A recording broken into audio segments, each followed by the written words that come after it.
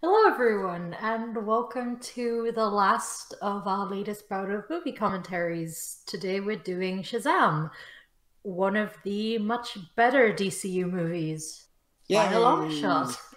Needless to say, the DC Cinematic Extended Universe is in a much better place these days than it was back in 2015 to 2017. Well, it wasn't a super big hit as Aquaman. It still surpassed way much the budget that he originally had, 80, 100 million, and it grossed more than 350 million. So Yeah, that's still very respectable. And mind you, it had to compete with Marvel's Captain Marvel, so there's that.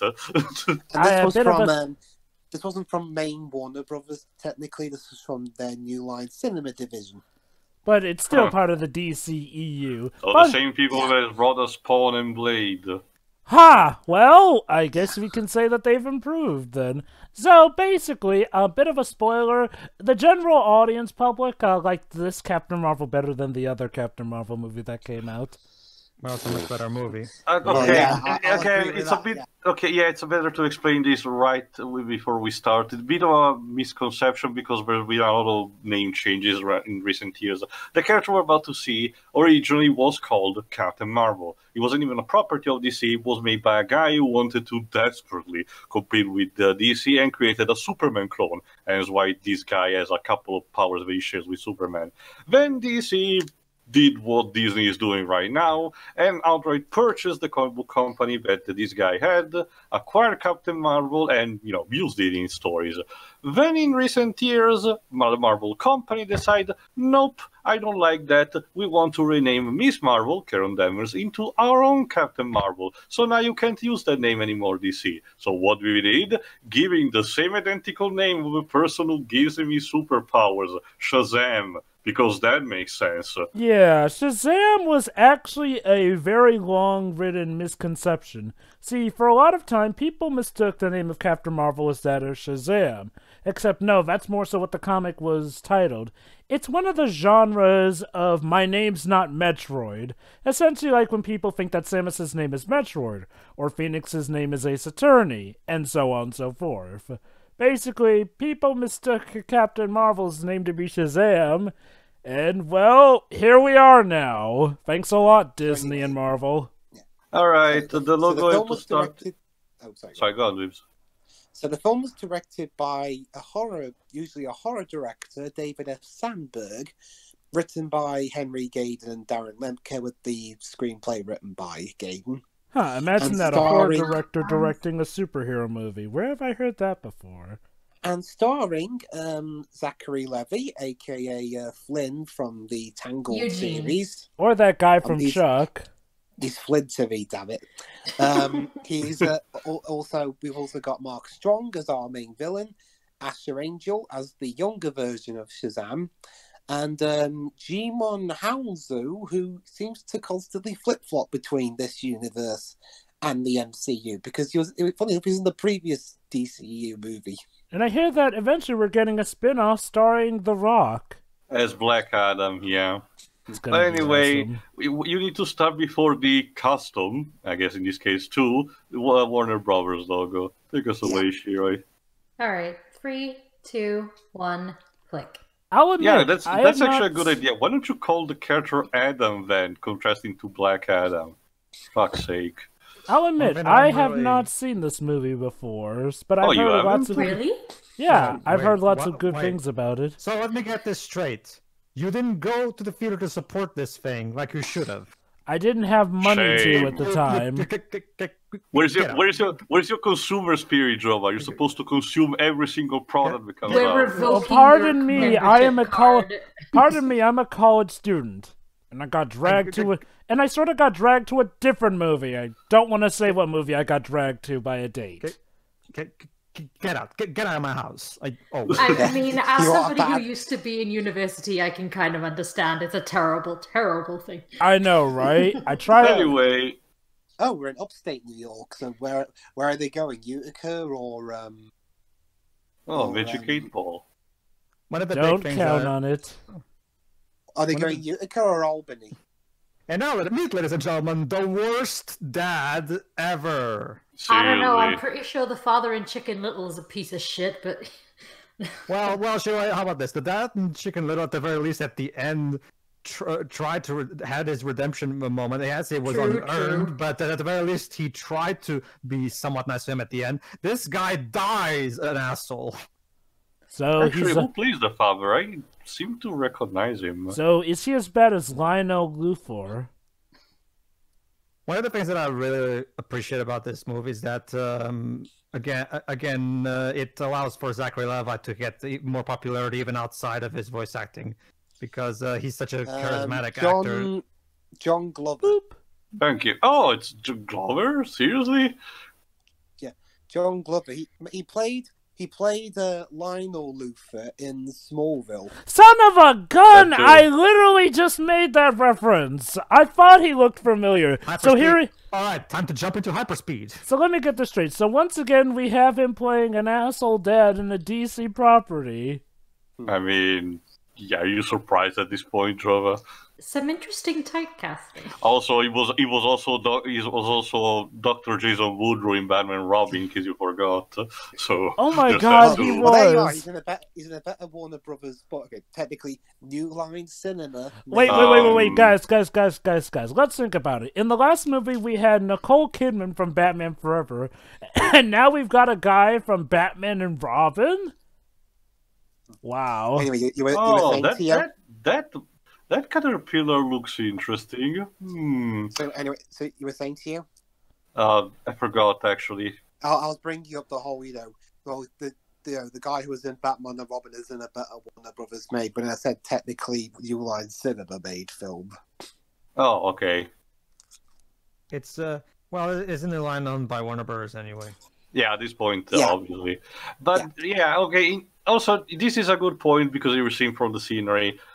There you go. There's the wizard Shazam, not to be confused. Mhm. And with the statues, they represent something that he will explain in a bit. Now, you're not Shadow the Hedgehog, kid.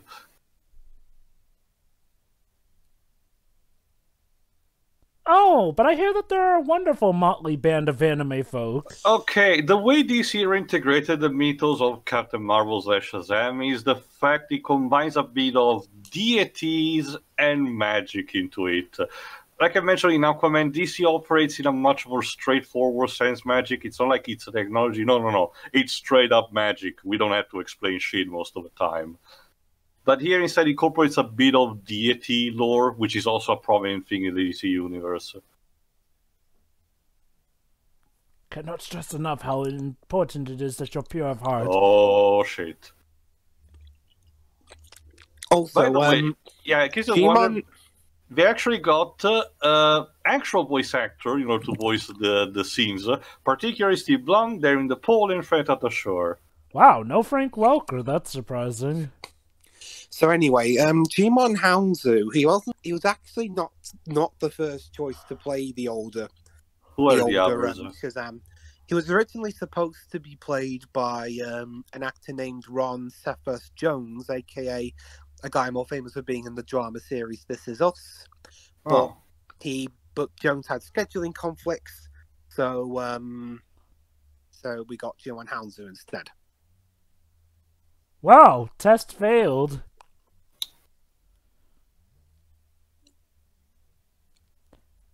Wow, Shame. way to let the kid down lightly. You just throw him out. What a poor kid.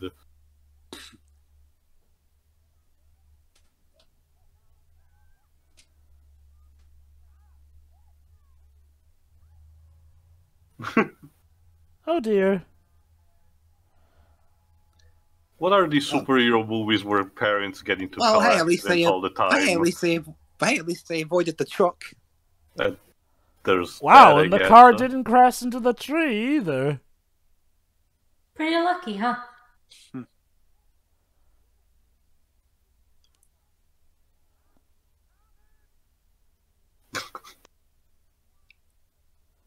I can't tell if he's acting Why am I crazy. being keeping casted into viral roles for DC movies? Oh! Proper Oh, oh. villain. You know, maybe if you'd have drove off instead of being a massive prick. Merry Christmas. If you'd have drove off, hang on. If you'd have drove off instead of being a giant prick horse to your son, maybe this wouldn't have happened, eh? Sorry, movie, but you released in March, not December. You mentioned that it was directed by a horror movie director. Yeah, that's also the thing. This technically sort of counts as a Christmas movie of sorts. Oh, there's that. But it came out in March. Wow, gotta love that. Dweebs, Disney released a Nutcracker movie, a movie centered around Christmas, on Halloween. What do you think is worth? Anyway, is reality anymore? I saw this movie in a unlimited screening because I'm a. What's the difference in that? Well, because I'm a member of Cineworld's thing where you pay X amount a month, but you get to see movies for free anytime, anywhere. Yeah. The part of it also includes every Wednesday or so at 8 p.m. they show a screening exclusively to people who have unlimited memberships. So that's how I went to see this movie. No, he bloody didn't. It was your dad being a shithole instead of driving off. Oh, is it anyone that this kid grows up to be who he bees?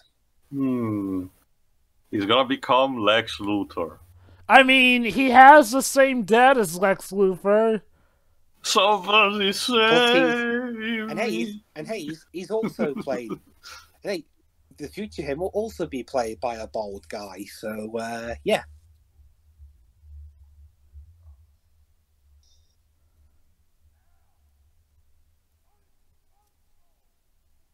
For fuck's sake! Hurry up, please! I'm getting old. There must be one curse for that godforsaken planet. Shazam! We have a title, 8 minutes in. Yeah, I'm so old, even though my actor's only 55. Who is playing that guy anyway? The old guy. Yes. Like I said, also Jimon Houndsoo. He was in Guardians of the Galaxy and other stuff. So we're in Philadelphia, but unfortunately, some Call Me Johnny couldn't get a cameo in this movie. What statue was that, Drova? The Texan one? You know, he had the guy with the cane and the hat. He's like, is it like Thomas Jefferson? Oh God, I cannot remember which historical figure from the Revolutionary War that is, but I've seen that statue before. Fun fact: at the same time that this is going on, Jason is getting killed, leading to the plot of Heavy Rain. Wasn't the initial accident happening in the summer? That's why everyone had small shirts and everything. Yeah, that's a good point. Well, actually, it was happening in autumn. Also, small cameos from fucking the Annabelle doll in the store. Get away, please. Reminder: this is a horror director. So this is the DCEU is crossovering with the Conjuring universe. Well, remember, that's because Walter Amada's in charge of the DCEU now. I know. Well, Warner Brothers do own them. Okay, Dweebs, he's literally stealing a cop car, so it's 5 stars, I guess. 3. Really? Okay. Just 3? He's hacking into the government. Rachel and Boston. Batson, yeah. Yeah, explain that to the Central. Central, we have a kid who's trapped us into a store. Yeah, but that wasn't gonna work. Also, interesting cameo on his backpack. The symbol of a tiger because of something that I'll explain a bit later. Let's just say, Sherry, that one thing that this movie doesn't show, but I'm interested to see if the sequel will do, is that Shazam / Captain Marvel has a sort of a set of weird supporting characters. Also, like, police officers barely get a break in the day, and you go ahead and steal a lunch. Like, you little shit. And this, Jesus. Speaking of shitty parents. Boop. What are you talking about, Dibs? They seem to be having the greatest of familial relationships in this ever so wondrous flashback. With the, the filter and everything. Like the Yeah. dream filter. It's to show how great things were back in the day.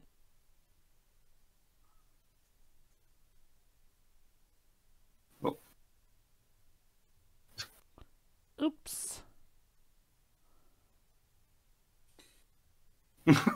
Everyone's a dick against this keychain. I don't think anybody's seeing it, honestly. This is supposed to be the most crowded theme park ever. Oh, it's a theme park. In Philly, I'm pretty sure it will not be like this compact. Oh boy. Look out, Is Bonnie. This is the beginning of Punky Brewster all over again. Oh boy, look out, Bonnie. I think you've got a competition for worst mom. Maybe we're too short Yeah. to look up. And Oop. oh, Oh, never mind. How...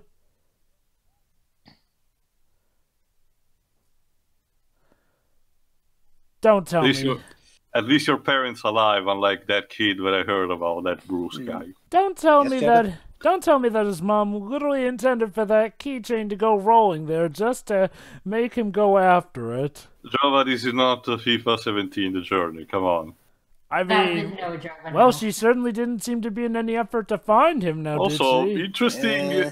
interesting way of a Protestant family using, nativity statue representation. It's feels a bit weird to me. I heard usually only Catholics do that. Oh, no. We Protestant Christians, we're all into the nativity and all that.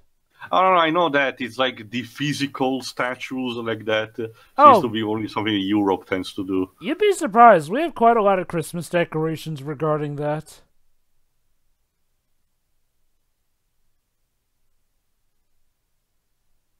And then it opens up and it's Arnold Schwarzenegger as the T-800. Wrong movie. Oops.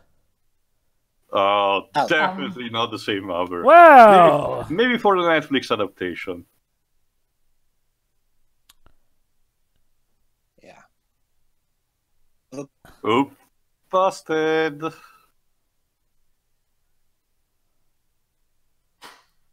Probably not.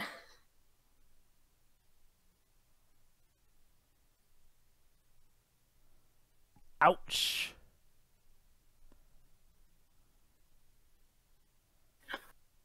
Yeah, Billy doesn't seem to like staying in one place. And even the orphanage. He's like the opposite of Tracy Beaker, who keeps getting sent back. Uh-huh. Dumping ground, it was actually called. Well, that's what the kids called it.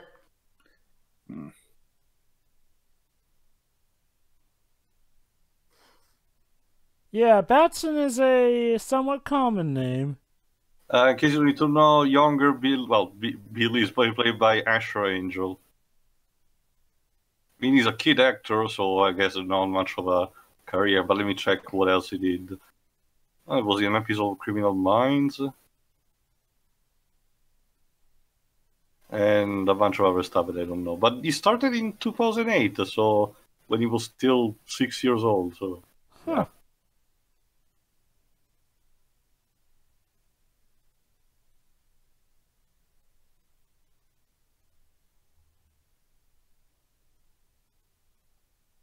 So here we are. His 8th foster family, I think. Is it his 8th? I forgot the number. But they're lovely. Yes. These actors look familiar. No joke. This family is probably the most uncannily wholesome thing you'll ever see. You know, we don't see that enough in comic book movies. Well, now we're getting it.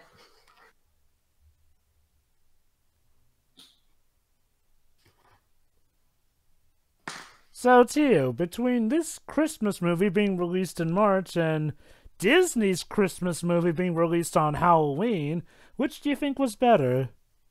Definitely this. The Nutcracker live action was... I haven't seen it yet, but my friend usually go around to see these kind of movies for review purposes, said that he didn't like it in the slightest. And yeah, obviously he's playing... Yeah, next kid you're gonna tell me that you were playing against Thor. Come on. Why? This is... Well, since this was released by Warner Brothers, he might be playing Fortnite. Darla. Epic Games has a deal with Warner Bros. For this. That's what I remember seeing on the box art. Well, that's the thing. It seems to be more having in contact with Marvel because it has promotional for Marvel and Star Wars for DC. Sorry, Disney, my bad. Well, I mean, hell, Traveler's Tales is owned by Warner Brothers, and they make the Marvel. It's more tricky, Dweebs. It's a Lego. It's more like of a neutral ground.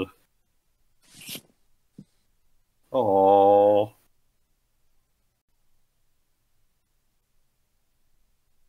So yeah, this family is a bit chaotic, but it can work. Oh, hi, Mary.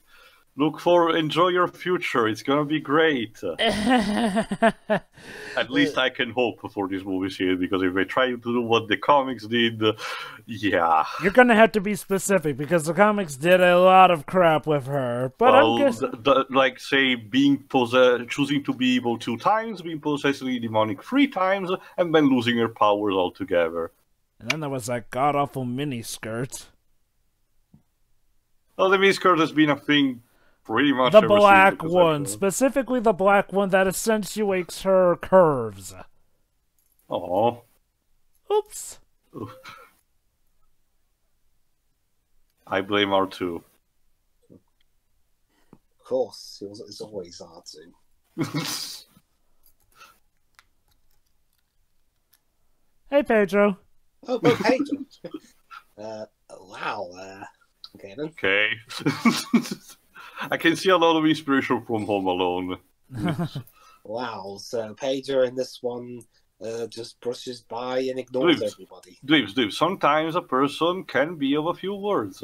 I guess it's not as weird as the time that Pedro was a baby airplane.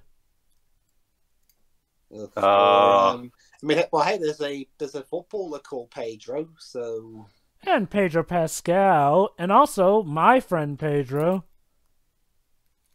Yeah.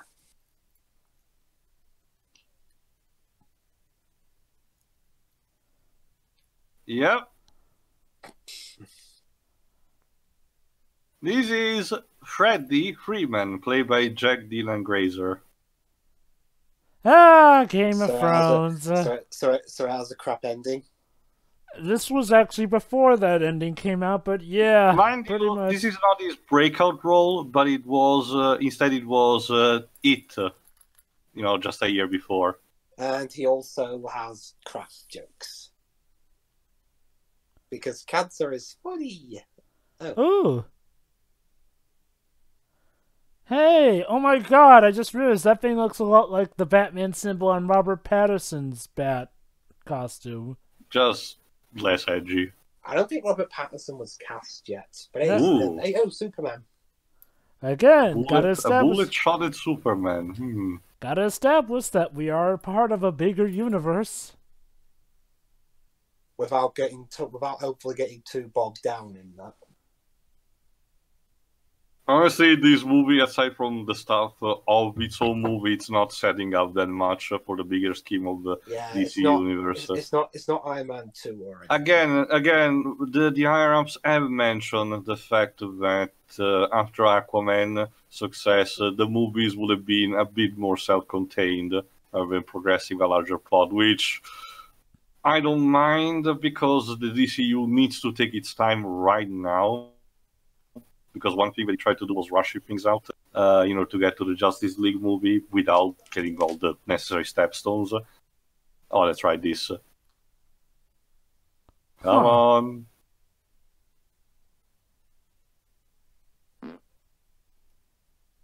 Who was that?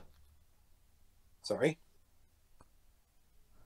It's the first time I've ever heard one of those through this commentary. Sorry. It's okay, can't smell it anyway. I can. Anyway. May God have mercy on you.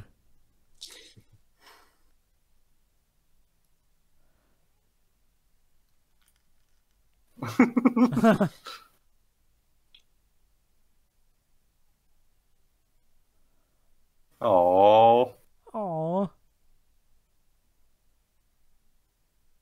You're an ass. Dang!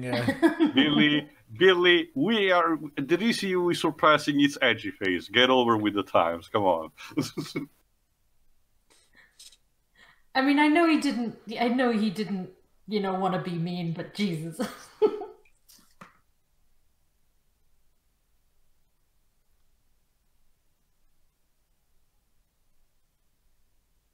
Get it? Because Harry Potter owns Warner Bros.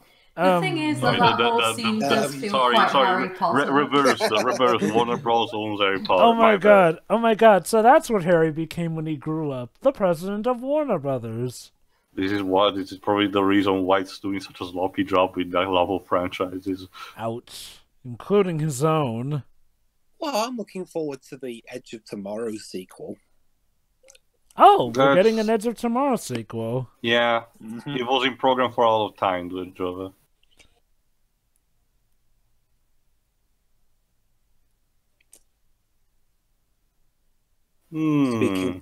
Speaking of theatrical, totally not suspicious. Oh, he was... ladies and gentlemen, Mark Strong, aka that British guy you always cast whenever you need a villain. Dr. Thaddeus Savannah, one of Shazam's... Okay, this is one big change, sort of, because appearance-wise, Savannah is pretty much straightforward. You know, the bald guy with a pair of glasses. He's like a more restrained Dr. Evil. Yeah. The thing is, in the comics, Sivana is a bit more stereotyped as the evil scientist. He's much more, he's shorter, more skinny, not physically strong, more relying on machines. Kind of like of that assistant that Dr. Eggman Robotnik has in Sonic 8 AM, the wormy guy.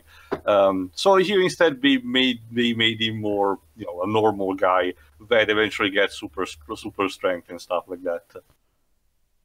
It is interesting how they're sort of intertwining his backstory more with Captain Marvel's as well. And yes, folks, for the duration of this, I will still be calling him Captain Marvel, since that is what he is. It's interesting, one of the nicknames the superhero character itself has is, for some reason, the Big Red Cheese. Huh.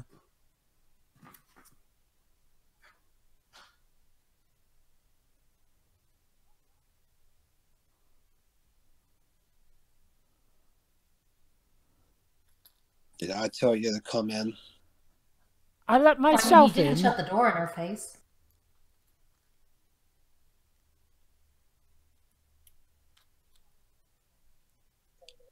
I stole these from Pixar.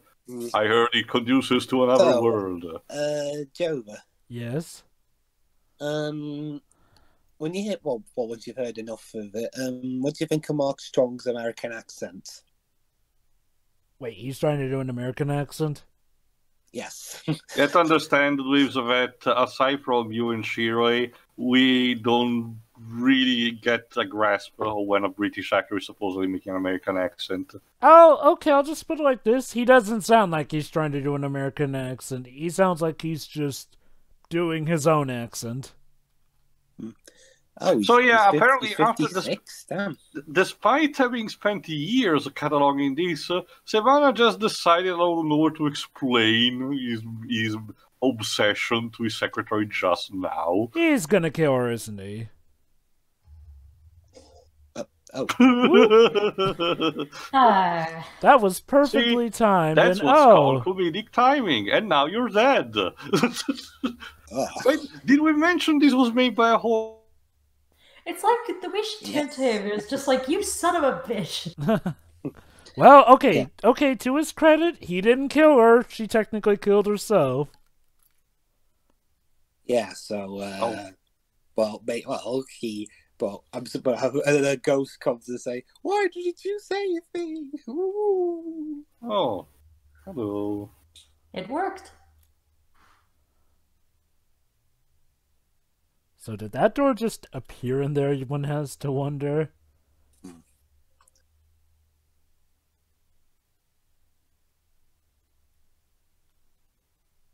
Fun fact, the actress who played the secretary just got killed. She was played by the director's wife, Lotta Loston. Interesting choice. Just say that the director himself also has a role to play, but we'll mention later. Gotta say, this guy here, Hanso, he has had quite a successful career, and to think that literally the last year he was also in Aquaman, and before that he was in the MCU, that's a pretty good track record.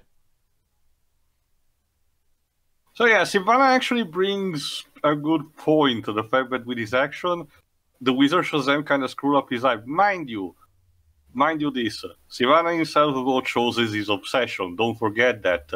But I will say that it's also partially true that the wizard kind of fucked up with his life a bit. True, yeah. I think what you should have done, wizard guy, is I think you should have explained to him why picking up the Tesseract there is a bad idea. That's the thing, Joe, I did before yeeting him out of the room. But the problem is that now it's too late. Let's just say he didn't do a good The way. evil of mankind are free. Oh. I mean, this guy could have made the conscious choice to have not turned out to be a dickhead. You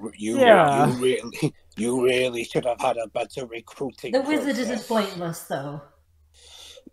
It's a murky situation through and through. I can imagine them saying now, you should have had a better recruiting process. Oh, ow! Dang! And yeah, he broke his glasses. So what does that do? Enlarge his head and make him incredibly super smart and all that jazz? That's leader Jova. No. Think of video gaming Jova. Think of Megalovania start appearing in the background. Wow. Megalovania intensifies.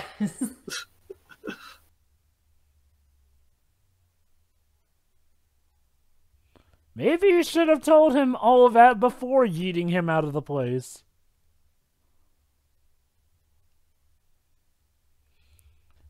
I don't know, the Steve Rogers guy may be worthy. Wrong universe. How about Jimmy Olsen? Oh wait, he's dead. What about Steve Trevor? Oh wait, that's right, he's... Is he dead? We'll have to wait and see at the end of Wonder Woman 1984. Yeah. I know, how about... Oh wait, no, he's off Jesus world. Christ, Billy. I know I am an IG person, I know I'm admit that, but tone down. Even I am telling you to tone down. Jeez. Oh.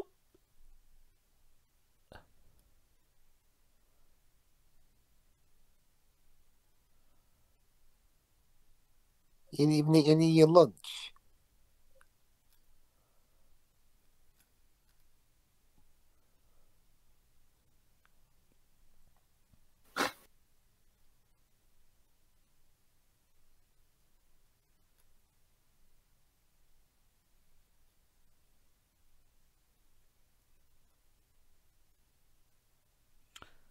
An interesting character study for Billy Batson, who more often than not is just often that pure little kid in the comics. Yeah. Well, it's about... Okay. To his credit, though, it does work in the comics in the sense where he's unique in that he's a guy who literally just wants to be a hero. Ouch. My guess is the filmmakers thought that... All right. Okay. Sorry, go on, Pedro. They thought that it worked for Wonder Woman and Captain America, but at the same time, for this one, yeah, considering... Alright, Java, do you want some 90s bully? Because we got those. Oh yeah, they literally nearly ran him down with their car. I mean, okay, there is a crotch line there. Somebody could pick it up and, you know, whack. There you go. Yeah. Whoa, one right to the nuts, too. Thank you. I forgot that actually happened. I have the power of God and anime on my side. Riff Raff, street right, get him!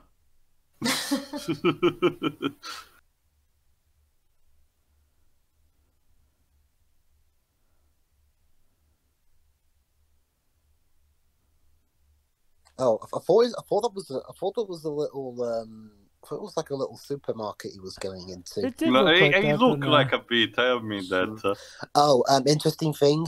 Even though this film's set in Philadelphia, they only filmed like a little bit in Philadelphia. The rest was like Toronto. And then he ends up on the same subway as Arthur Fleck. In the original comic, Billy was just a newspaper selling kid who just ended up going into the subway and ended up in the Shazam cave. Here, it's more of a coincidence and necessity. Oh no, Thanos snapped his fingers. Wrong universe. Although there was that one time that they crossed over, and I think Thanos had that face-off with Darkseid.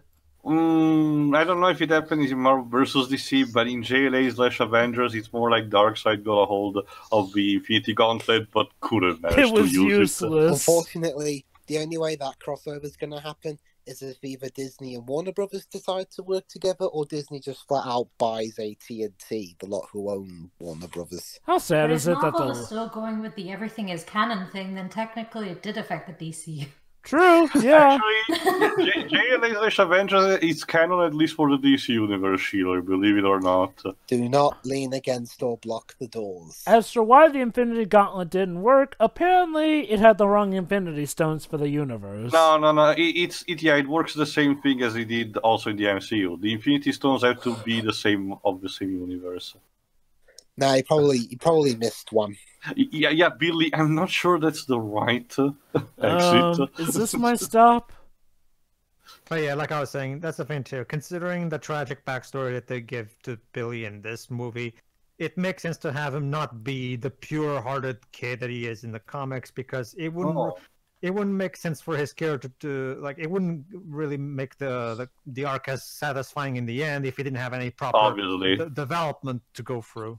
Obviously. Also, the caterpillar got away, but I'm sure it's not important. It's just a bug.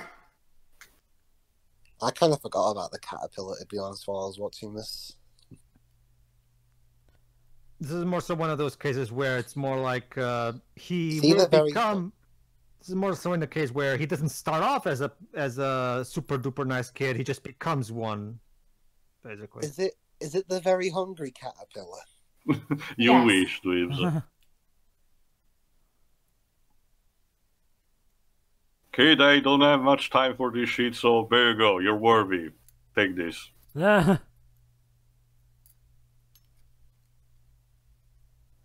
Right. Did I step off at the funny farm? Yeah.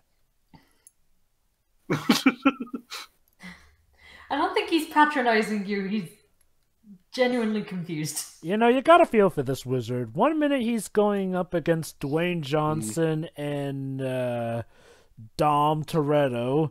And next he's going up against, Arthur Curry. And at another point in time, by the way, yeah. This particular backstory is more in line to what I thought the Shazam backstory was for the New 52. Just, throwing it out. Yeah, that's a thing a lot of these movies are doing. Granted, this is one of the cases where they make it for the better. And thank God they didn't take from the New 52 for Wonder Woman, though. That would have been awkward. Again, horror director. Yeah. But since I'm terrible at this job, I just had to pick the first kid who passed by. You think I'm a truly good kid? Sure, okay. Cuckoo.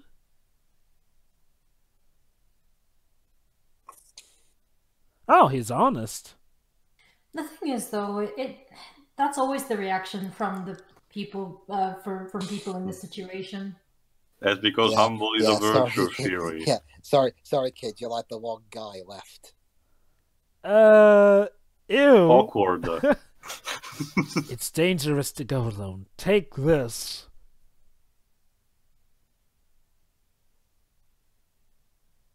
It's interesting. Jimon Hounsou, mainly he's from what I've seen, he's been playing villains. Like he was one of them in Fast and Furious 7. He was a bad guy in Guardians of the Galaxy. Now he is voicing an elder wizard. Okay, please don't kill me. And please do not... Yes. Dweebs, you need to stop writing these scripts. He definitely had the reaction that you'd expect, though. Yeah. Now. Try to say that with a straight face. Would you react the same way if this guy, if a guy looking like that told you to say, And for the love of God, do not let people confuse you with me. There you go. Just the name of Shazam is composed, is an acronym. It's composed by letters tied to mythological and historical figures that compose it. Should we tell the wizard Shazam? Oh my God! It's Flynn Rider. Eugene. Yeah, that's the headcanon. Eugene was snatched from the Tangled War and trapped into this body. That's why he's so confused. Wait, oh my God. It's that guy from Alvin and the Chipmunks, the Squeakquel. Dude. Joe, it's interesting you mentioned... Oh, Jesus Christ. Yeah, basically, thanks to this movie, Zachary Levi pretty much became the Chris Pratt of the DCU. He has pretty much the same type of charm that Chris Pratt has. It's interesting you mentioned Captain Marvel earlier, Joe, but Jimon Hounslow was in that film too. Yeah. Quite a few similarities. Okay. He was Korath. Yeah. For some reason, I really appreciate that his suit has a hood. It's part of a new 52 redesign that gave him this particular cape with a hood. To be fair, didn't he have a hood even before the new 52? No, it was a straightforward cape. At the very least in Injustice Gods Among Us. Well, that was made around the time New 52 was. God, I keep forgetting the New 52 is a thing since 2011.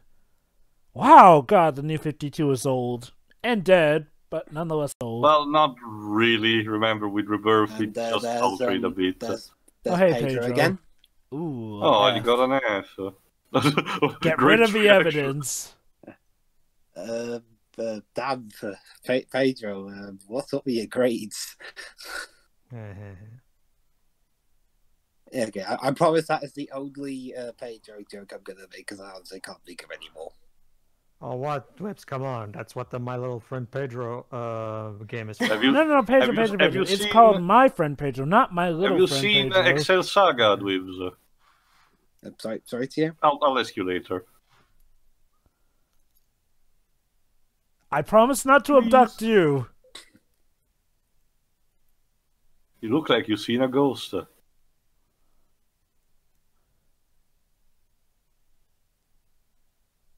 Nice save. Oh.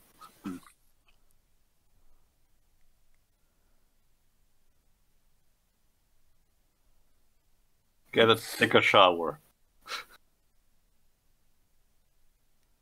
My God, I look like that guy from Chuck. Anyway, the foster father is played by Cooper Andrews. I feel like I've heard that name before. He's in The Walking Dead, and Den of Thieves, and Hawaii 5-0. Oh! Oh, no.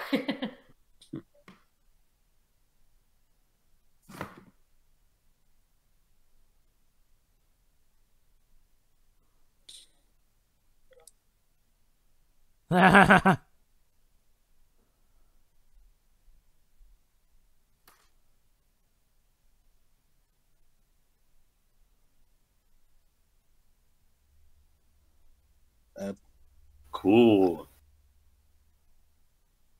I wouldn't be. I wouldn't go.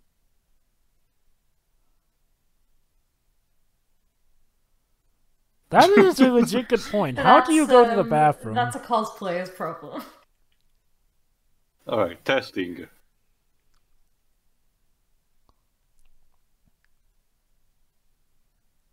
Okay.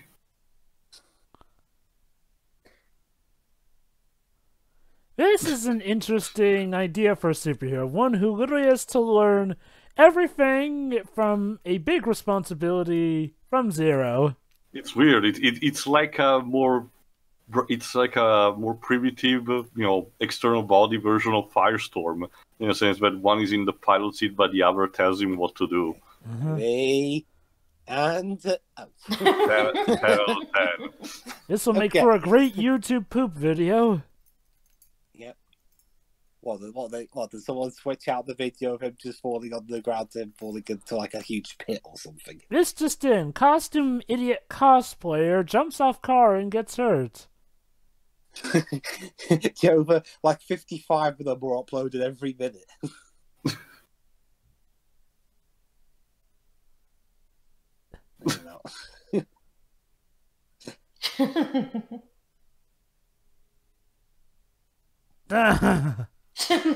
Oh! Oh, burn. Oh. You almost killed him, but great. Okay. So this is what Phoenix Wright would be like if he had superpowers. Oh, heck yeah. Do you know how powerful his pointing finger would be? Granted, I'm pretty sure electrocuting the witnesses, prosecution, and the judge are illegal, but apparently whipping them isn't, though. Yeah. Wow, wait, oh wow. I knew the Crystal Dome was hard, but I didn't think electrocuting it's a way to make it harder, guys. Oh. Stop right there, Probably. criminal scum. Yeah, come on, do your thing, come on.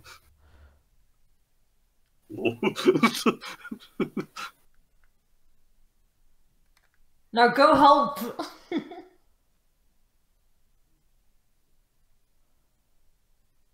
Ah!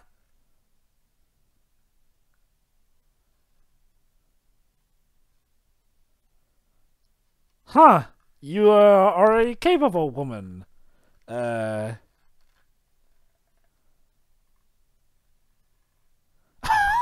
Oh, God. it's a thunder crack.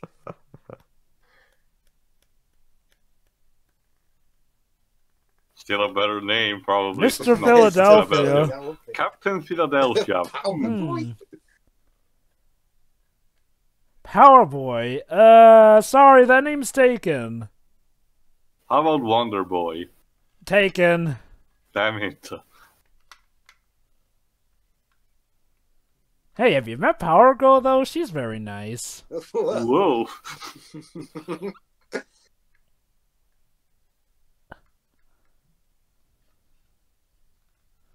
Almost. Almost. Yeah, that was the general consensus for the character for a long time.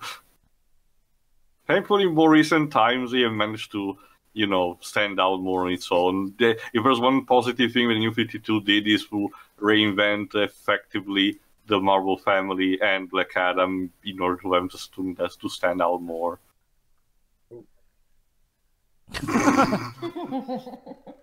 What the fuck are you doing? He's taking advantage of the fact he's an adult, Theo. Do not mind the kid behind me. I mean, the adult is purchasing it, so... Log. Yeah. I'm more of a side. That's the thing, though. You need an ID. Speaking of side, I'm gonna go get one right now. Jeez, you think with all this crime will be in Bloodhaven? Like I mentioned before, guys, don't you just love all that stuff happening in convenience stores for these superheroes to stop? Actually, fun fact, you know, back when this came out, a lot of people made a little meme image that suggested that this was happening in the same convenience store as Venom. There we go. There's another thing. Bullet invulnerability. Yeah, immunity, sorry. Yeah, but you don't, so get out the way.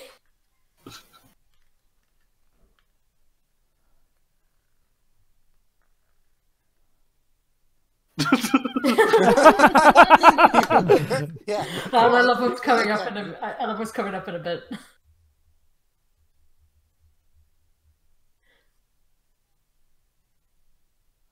Oh God.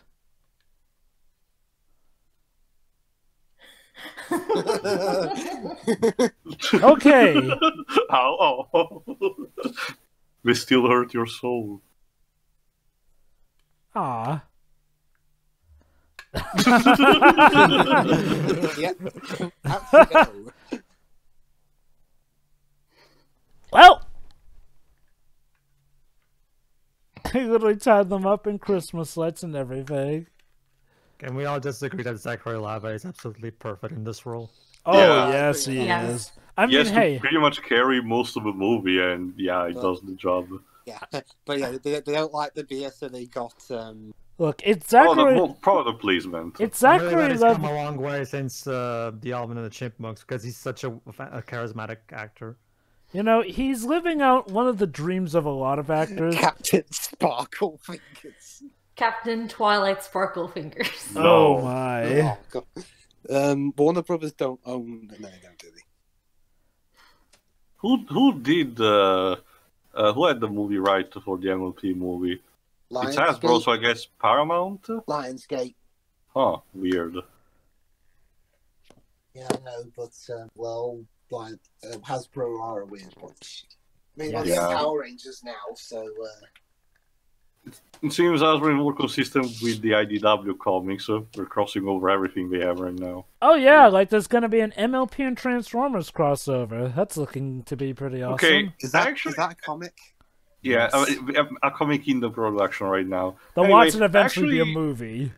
Let me talk a bit about the cinematography here, because I actually have never been in Philadelphia, but they make sure to make it look decent, even with the whole crime spree going on. We don't Like, know. the shot is really decent. Yeah. Remember, Teal, for the most part, they didn't actually film there. Oh, where did it film it? Toronto.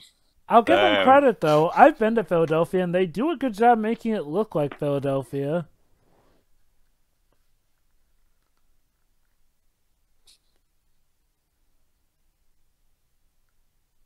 See, these families, again, these two people are so They're understanding. great parents. I know, Even in a right? moment of crisis, we're so understanding of each other. It's okay. It's okay. This is the ultimate proof. I can't even be gone for a single second when Zack Snyder was around the writing of this too.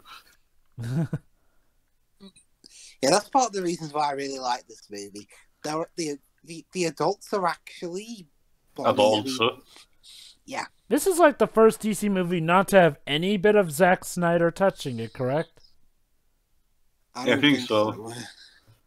Because even Aquaman Even still from the was even from the originally early part of Under shoots, His Pen. even from the early shoots of the screenshots that we got to where Zachary Levi was, trying the costume and all, they didn't seem to have a Snyder-esque approach, unlike Aquaman. Okay, it's simple. Just tell them that. Uh-oh. Oh, that's a problem. Oh boy.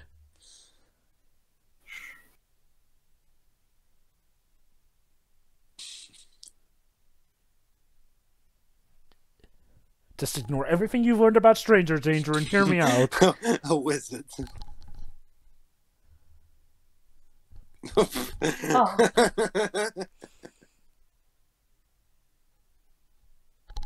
Shazam? Don't say it. No. Shazam. Yeah. The priority. Oh no, he ruined the Christmas tree.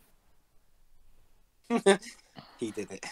No. It was that guy. Yeah, he was screaming in the lights, and Yes. that's what happened. Don't you know the rules, Darla? If a supervillain finds out his true identity, then he'll hurt all his loved ones, and we're his loved ones totally.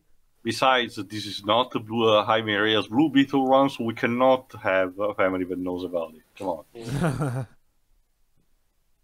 I like Jaime Reyes. I think a Blue Beetle movie supposedly in production also for the DCU, but it's still way up in the works. Back at Savannah Industries. Now arrival of LexCorp. Also, what the fuck are you wearing? I was gonna say, that's a look. I mean, mind you, again, it's better because the original costume of the character is literally a classic white lab coat. Sivana is not exactly the most flourishing. My of god, supervillains. his dad actually survived. Yeah. So, again, just like Lex Luthor, his dad is in charge of a multi-million-dollar company. Oh, wheelchair. You know, this is Yeah, because of interesting. the accident. This is interesting, actually. And that's his brother. Mm-hmm.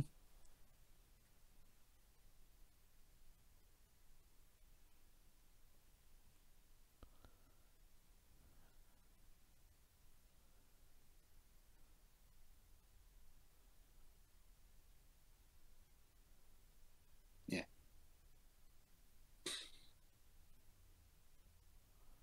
Huh. Okay. Yeah. Roll.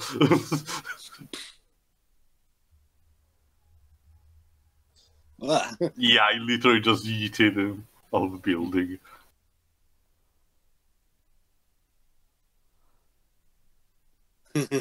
Throwing his own words back on him. See, this is why you don't do ceiling to floor windows. A very bad time. Yeah, Yes. you get what you fucking deserve.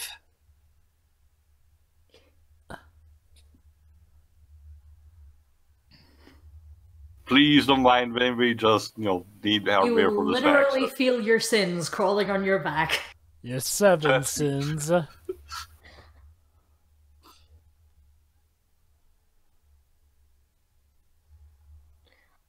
You cheated on your pregnant wife. That's what you get.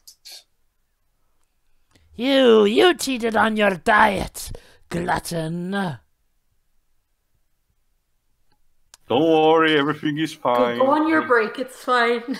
No, seriously, take the break, dude.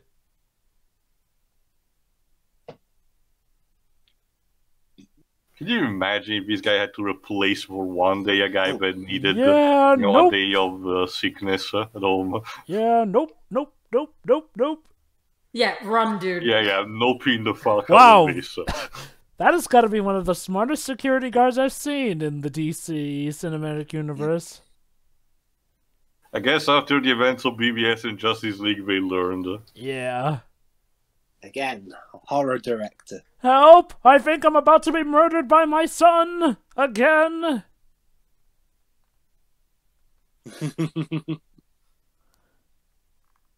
What is it with this guy raising sons up to be cruel villains? Seriously, first Lex Luthor and now this guy.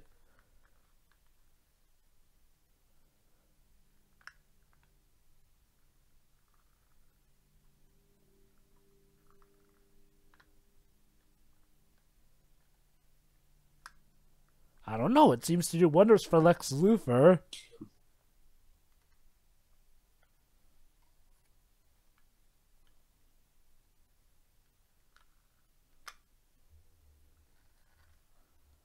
Yeah, that's definitely Steve Blum. Yeah.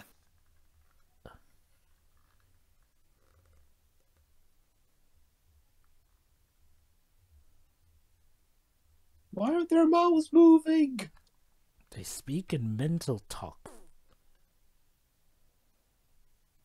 I'm just gonna leave you alive so I can gloat.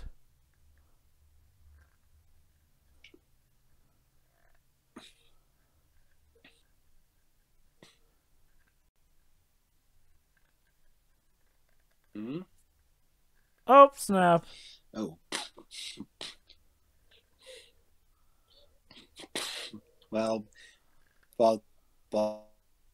to be fair, can you honestly Maybe say he doesn't? survived? Can you honestly say he No. doesn't? But can you honestly say he doesn't deserve it? No. Also, no, Jova, he- no, he doesn't become the flooring man in here either. Wouldn't that be a funny reference? He's dead, so.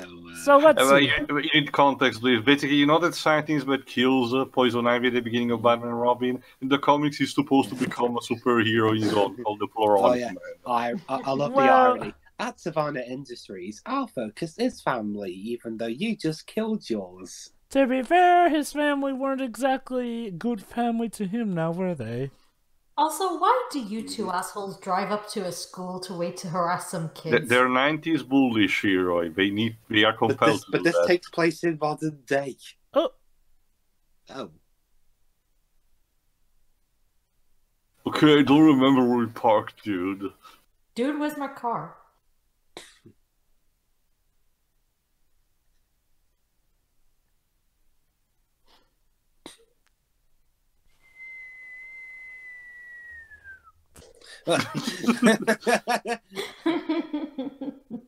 Just as planned. Have you got insurance on that thing?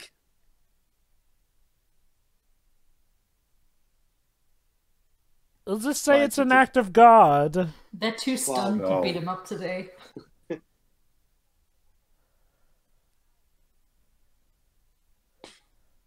Well, again, to be fair, do you get insurance from cars falling out of the sky? Depends on the context, like if it falls off a ravine. I just worked on my car, but the car vanished and it fell from the sky. Dude, you're just... Yeah, you're only missing a donut, seriously, guy. Uh-oh.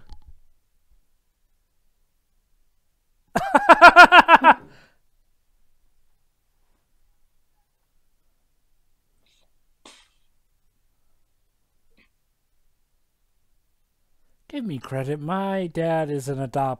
I don't even know his job, really.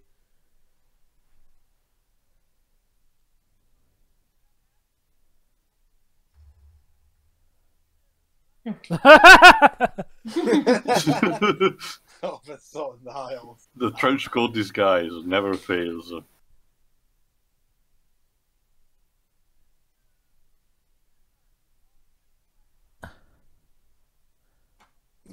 The thing is, when you play this kind of character, you have to act like a kid trying to act like an adult, and that Jack 11 does it really well. Yeah. Again, it's perfect. This was compared to another particular movie where there's a situation similar to this, just without superpowers, of course. Also. See, Suicide Squad, this is how you use a licensed song for a montage. Wow, which is funny because Bohemian Rhapsody came out a few months earlier. Wow, you know, this film, I mean... You know, this film shares quite a lot of similarities to the Sonic movie, and now here's another thing. It also has Don't Stop Me Now.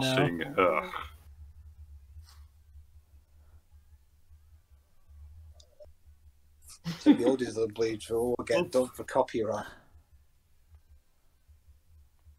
Flight Test 2? Nope. Oh? Okay. No. Nearly.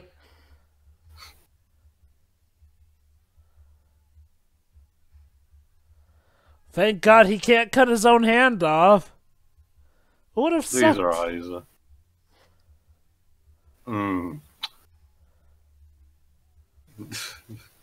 Yeah, no. Teleportation powers. Ahoy. Secret fire unity.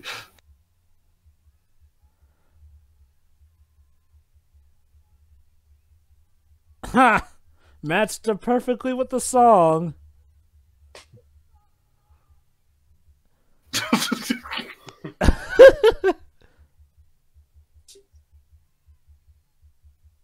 Also, hi YouTube. Did these videos actually show up on YouTube? No, hey, videos don't upload that fast. You're liars.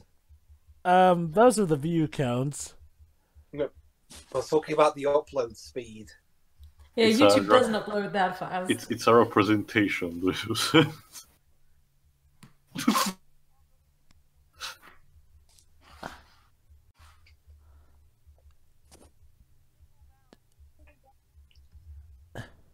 Ooh. Oh! Thank you. And now he's a mobile phone charger.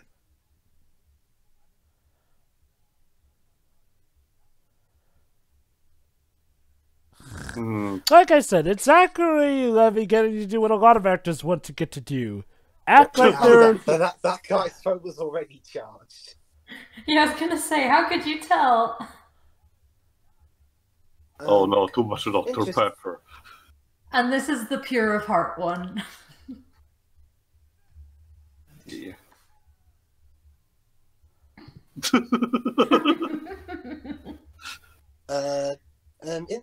I've noticed that how come your Dr. Pepper logo is different to ours, Jover? Gentlemen's Club.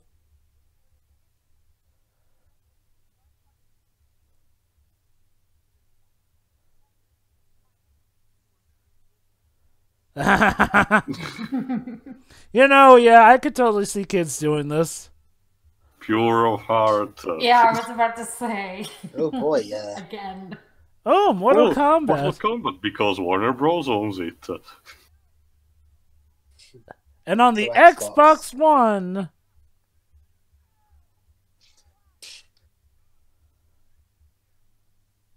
Which surprisingly was Mortal Kombat. Well, okay, Mortal Kombat 11 was released Dio, last year. How cool would it have been if they had waited until the Joker was on there to play that? They had to wait an entire year, Jova.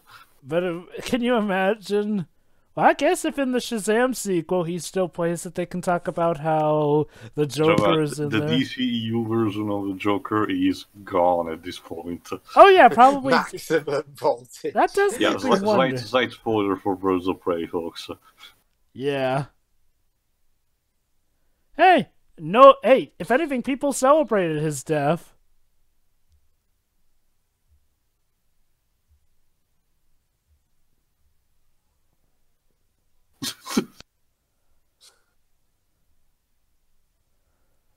It's obviously that Peter Parker Also kid who's Batman filming those. Who's Peter Parker? He's a reporter. No, actually, believe it or not, Peter Parker has actually shown up in the DC universe. Also, I forgot, I didn't They notice actually do just go to now. the school. He has an Aquaman t-shirt, I think. Huh.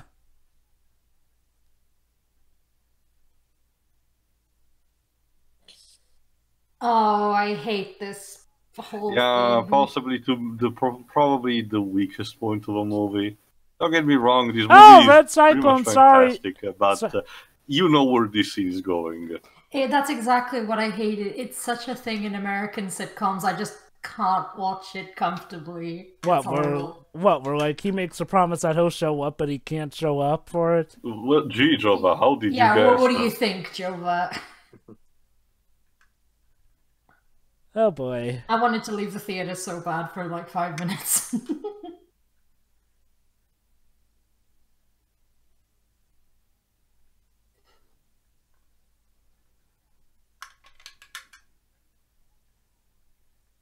Come on, with great power comes great responsibility, man. Well, I mean, you got him into this. Okay, to his credits, it's not like Billy asked for that now. Yeah, you kind of need Billy's permission to promise something like that.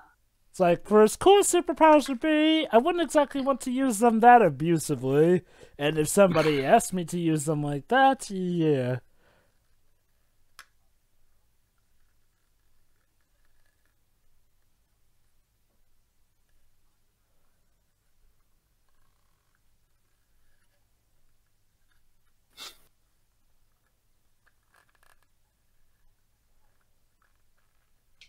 Please, Boy, you it's can't not too always bring the far plug away. And he's everywhere. the nerdy kid. Dang, Pedro.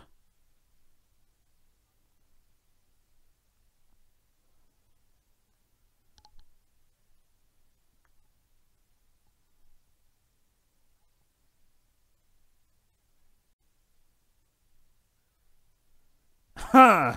Very specific indeed.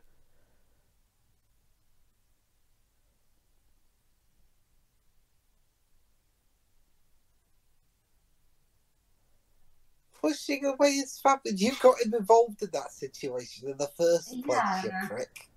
I mean, I know you're sick of getting beat on all the time, but come on. And that was Shiori's reaction. Mary Marvel? Robert, oh wait, doesn't exist yet. Actually, it is Jova, so he's does. dead. Remember, in BBS, there's the memorial word of Jason Todd's uniform. Yep. Are you sure Which- he's dead, or is Which, that guy who ends up which in someone technically else? means Dick Grayson is already Nightwing at this point. Unless guess they're so. implying that Dick Grayson was killed by Joker in this universe, but I doubt they'd No, be that that would be stupid. such a big move. I honestly don't think there was a case where they actually killed Dick Grayson. They planned to do that for Infinite Crisis, but they Oh, didn't no. that. But I Basically, Dan don't DiDio... remember if they Oh. actually did it. Basically, Tio, Dan DiDio wanted to kill Nightwing off. However, not even with the fans not having it, but several of the big shot writers... No, the writers actually revolted around this. They spent at least 3 hours pestering him about it in his office until he finally relented. Again, it just proves that Dan DiDio is so detached with what the writers like about writing the stories, making the characters. It's so backward, the fact that DC is powered by a bunch of people who don't understand what the writers and the fans want. Oops.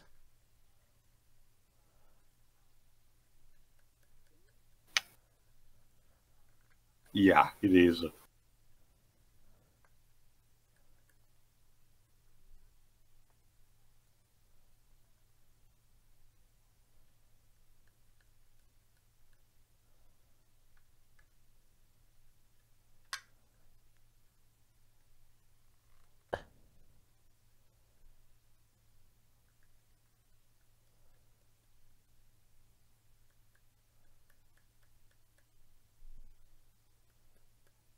Oh. Oh boy.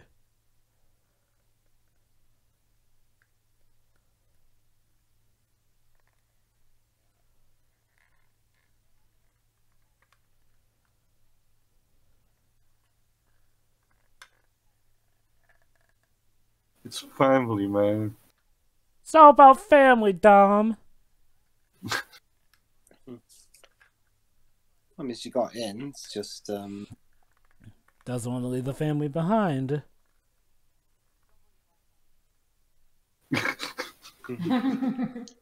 Oh, shoot, we can reference Star Wars.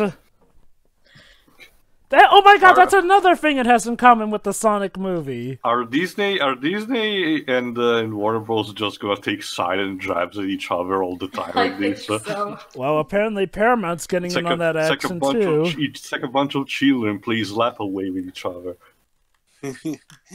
We'll see And how just much we try can this reference movie. their stuff without getting sued. You know, I view movie executives as like a necessary evil. Oh Sure, they do boy. a bunch of stupid stuff, but without them, half the time movies don't get made. Okay, Jova, this is the scene where you exactly know where he's going. So let me instead take this time to give a more positive outlook and keep mentioning what I was teasing previously. One of the supporting characters of Captain Marvel / Shazam that I do wonder if we're going to bother including the sequel, but I will be fine even if not, is an anthropomorphic tiger called Talkie Tawny. It's not even with the L, it's a W, Talkie Tawny. I think it started in the Silver or Bronze Age, I forgot which of the two. Basically, Shazam, it's such an oddity of the time. Shazam, Billy just meets him, and he feels out of place because, it's a fucking tiger. But despite his appearance, he is very polite, a gentleman of a figure. So Billy understands and becomes his friend, and for a while, Tony became the responsible for the newsletter of the Shazam comic, in a sense that the fans could send a letter and he would answer to them. So anyway, back to the events in this movie. Apparently, we're supposed to be against Billy in this case for getting involved in something that he was thrown into by this little prick. Oops. Oh dear. Guess it's time to learn more about the responsibility side of things. Yeah. Honestly, Davis, I think it's once again a murky situation, just like with Sivana and the Wizard Shazam itself. Both parties are right and both are wrong at the same time for different reasons. You can argue one of them may be more wrong than the other, definitely, but it's not a black and white situation.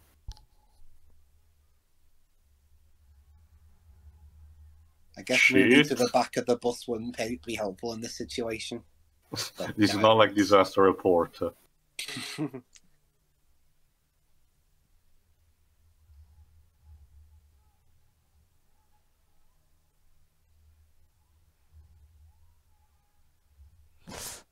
Oof. Ow. Yeah, I saw that also for Jurassic Park too.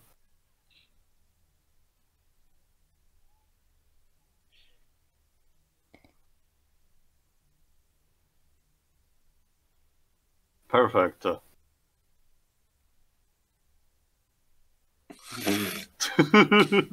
the That's fuck not gonna is he help. doing? It's a mattress. No! You have superpower. Oh.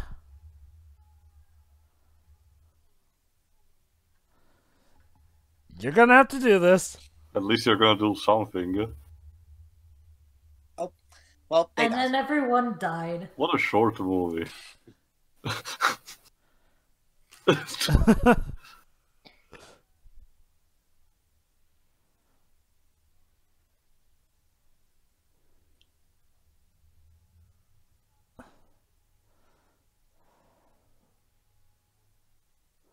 Oh no. Not the doggo.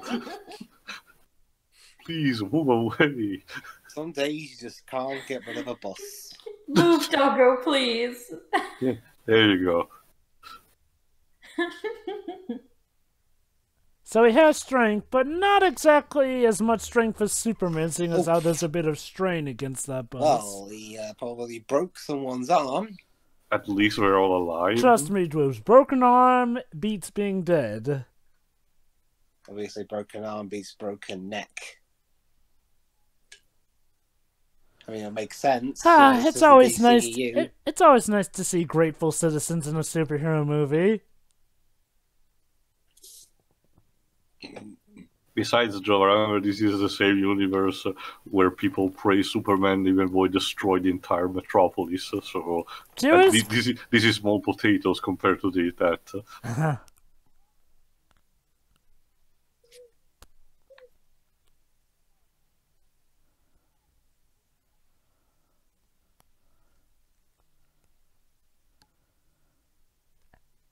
That was your idea.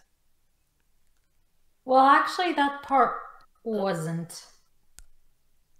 You went along with it, though, didn't he? Well, I think he was doing this while everyone else was at school, so... So basically he was projecting.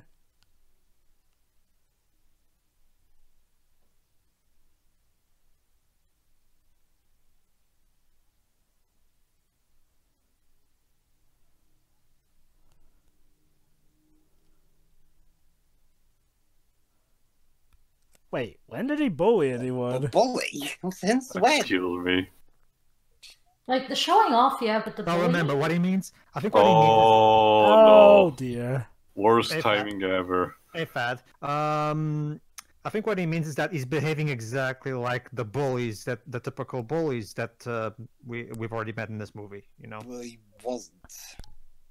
I guess the thing is, like, well, he hasn't even really done anything against anyone who didn't have it coming. I mean, I guess the best you could say is that he totaled the bullies' his car. It's a two-way thing, Joe. Again, he expects Billy to act like an adult, but he only looks like it. Yeah, that's the thing. Fortunately. This is like an early teen who's been given superpowers. He's acting exactly like an early teen would probably expected to, Hell to yeah. act. Yeah, he's not having none of it. So, Tio, what do you think of this take of Dr. Savannah? You know, as opposed to being, Honestly, a scientist, it's more... fine. Mind you, again, the original comic book appearance of Sivana to me is perfectly fine to portray mad scientists and all.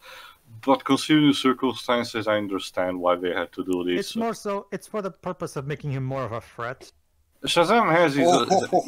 Captain Marvel Shazam has his own rogues gallery, but yeah, Savannah is the more recognizable of his arch nemesis, so Oh boy. makes sense. I'd rather have this than start immediately with Black Adam. Wow. Yeah, Mark Strong should have been Superman. Regardless, too, it's the whole "with great power comes great responsibility" lesson that he has to learn. Yeah. Yes, he does. I was a kid when I was hurt.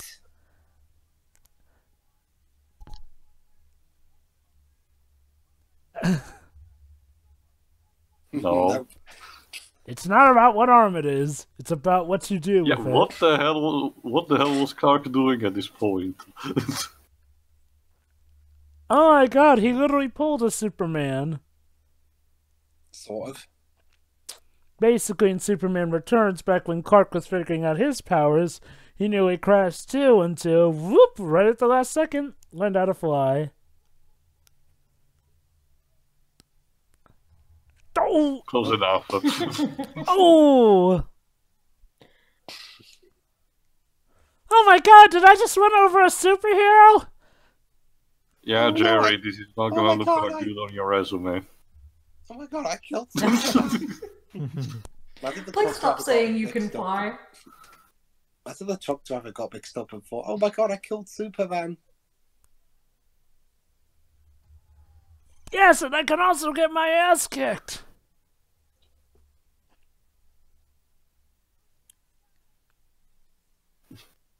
Oh. Aww.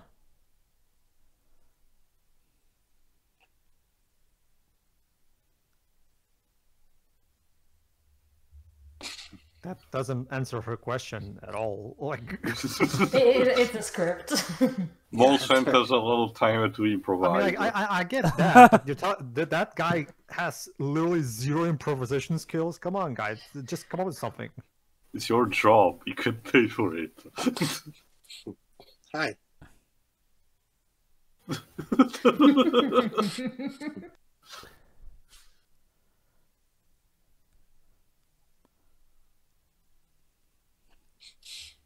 Actually, this is your job, unfortunately.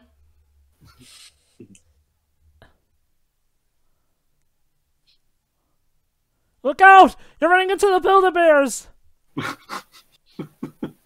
Yeah. Yeah, Oh, yeah, take yeah.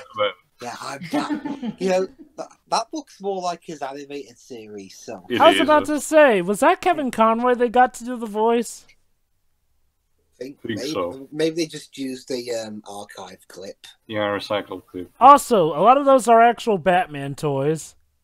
Gotta Yeah, need no, to as I sell said, them. yeah, animated series and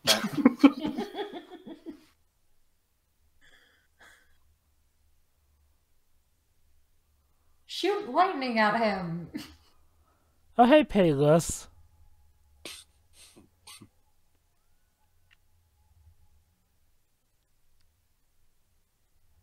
I am not impressed. Yeah, Sivali is like not giving a single shit. But, 4 years ago, I was the head of an international spy agency, and now I see this pathetic. You know, ladies and gentlemen, this is one of the best ways to get your product placement in there. Shoot a scene in a mall. Yeah, Blues Brothers know how to do that. Mm-hmm. Or be like Sony, where they sometimes wreck their own product placement. Interesting way to go about it, but Thank goodness he doesn't have an innate sense of how to track someone who has the power.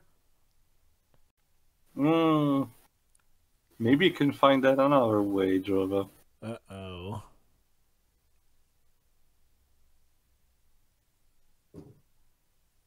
Was that animated Aqua Teen Hunger Force? I don't think Billy, eh? There you go. Also, Why, 360 thank you. shot. so. Dang it! Is David F. Sandberg British? No, it's Swedish, so it's not like that.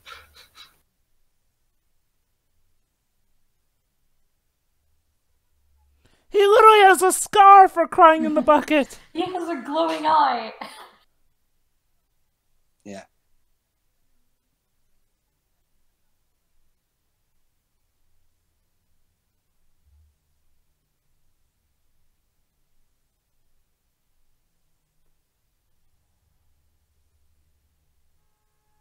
Oh, crap.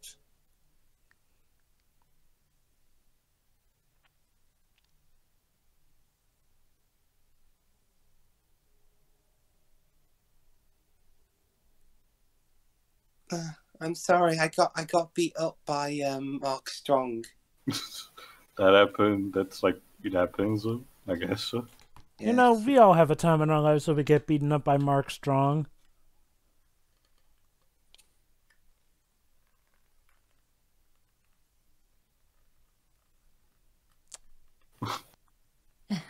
Oh, he's yelling again.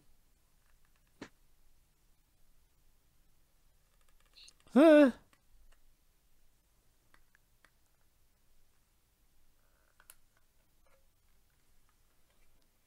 Uh-oh.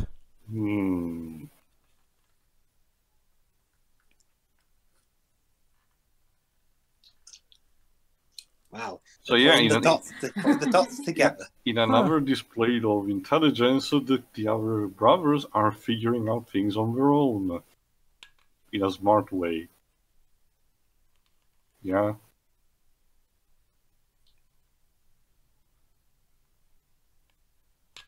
Gotta give Dower credit. She kept her promise.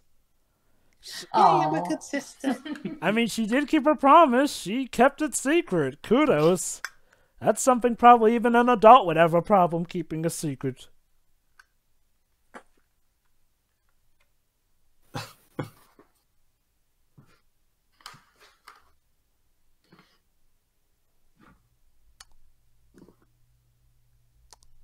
Okay, let's get on comment on him.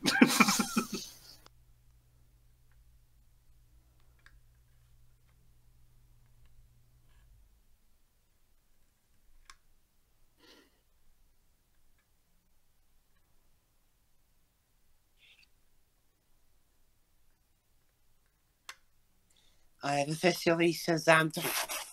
God damn it. I was going to say Shazammed out of existence. Yeah, that is one problem he does have. You can't say, oh, watchdog.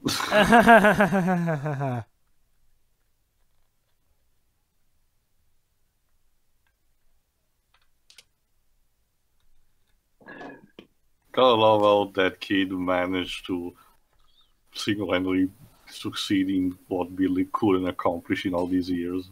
Well, sometimes you gotta go the right angle about it. Billy's methods were more direct and maybe not in the best way.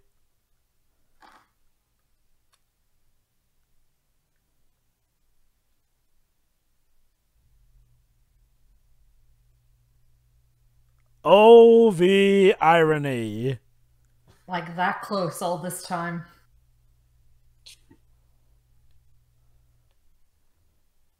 Oh, the inspirational music is playing. Surely he'll have such a great time reuniting with his mother who totally didn't abandon him. Funny, considering I'm a foster mom. What's your superpower? Well, I don't know. Like, she lost him at a park. I kind of find it funny that... Yeah, she definitely accidentally lost him at a park. Kind of find it funny that, mind you, in a complete unintentional way, X-Men Dark Phoenix also had a plot point like this.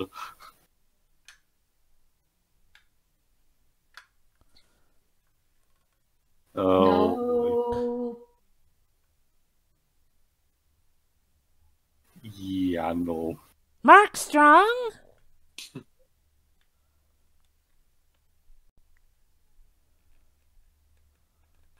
Fucking disgusting. Dang. Yeah, basically. Jeez. Now who's projecting?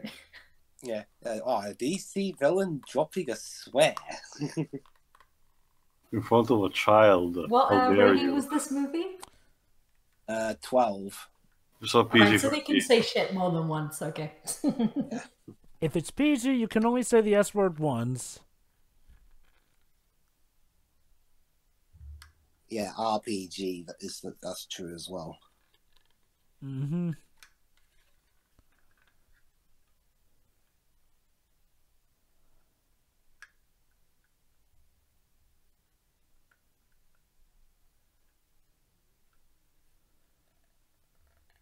Pizza delivery.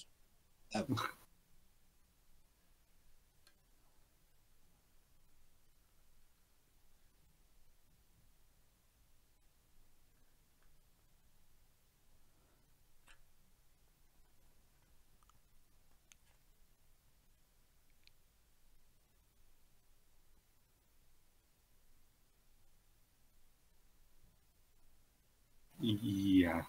Oh boy.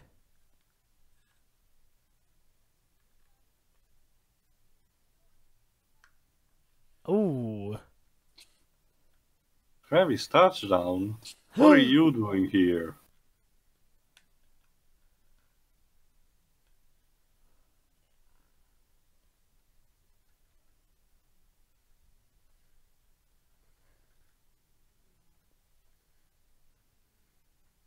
Actually, son, the game was rigged from the start.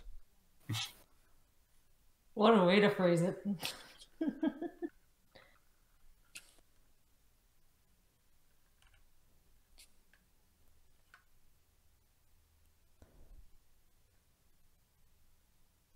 Oh, so you just saw a chance and took Mother it. of the Year. Yeah. You know, I don't know what's worse, if she had planned for that, or the fact that she saw a chance and just took it. Like, dang. Well, actually, they're about to tell you that, Jova.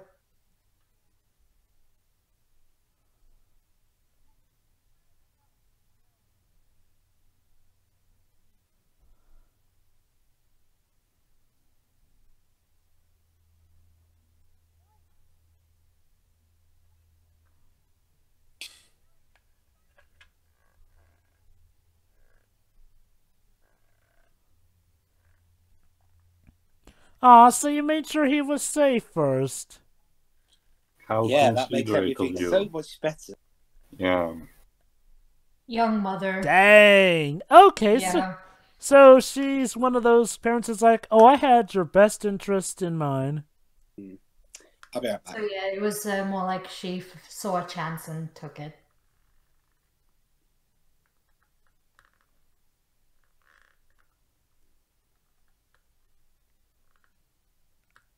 Oh, really? Now's not a good time for you. Uh-huh. Yeah, I've just been spending years trying to find you, but now's not a good time for you.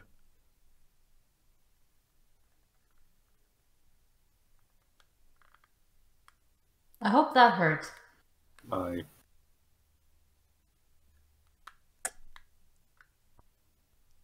Wow, you don't even remember. Tisk tisk. Yeah, it's a symbol. It means that she's lost.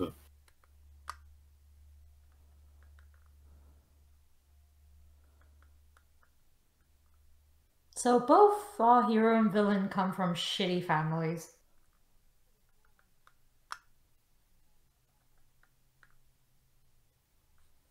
Now is not the time for inspirational speeches, Billy. Now is the time for me to deck the ever-loving crap out of you.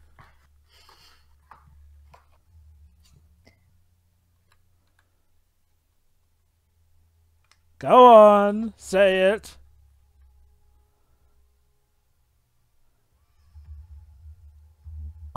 Well, thank goodness he mastered the powers, otherwise that could have been a very messy landing. That's going to be one of those how it should have ended things, isn't it? Yeah, probably.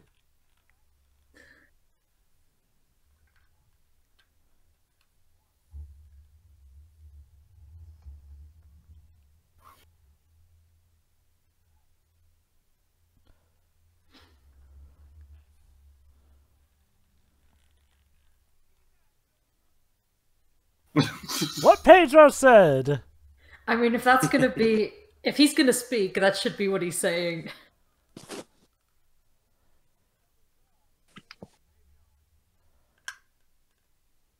Yeah, maybe.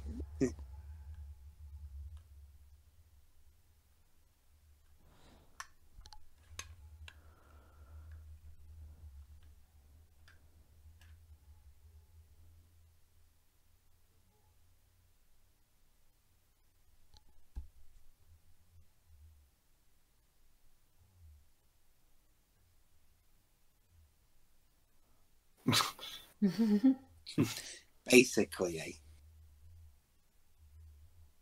Basically, 15 means you're not 15. It's like almost Christmas. Almost Christmas means it wasn't Christmas yet. It's Christmas as soon as Halloween's over.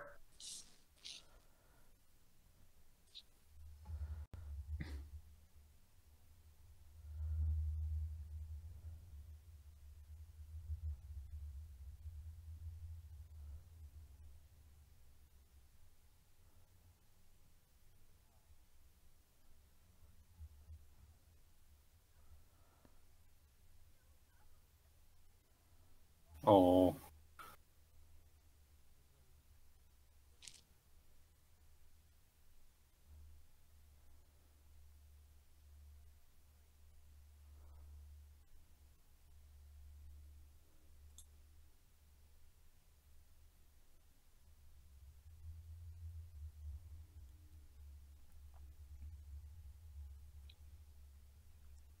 Should we follow them in? I mean, we'd have the door open. Oh! Ugh. Rude. Oh yeah, No, we did I just will- leave the staff there. Yeah. And now I will glue you to that seat where you will never be able to leave.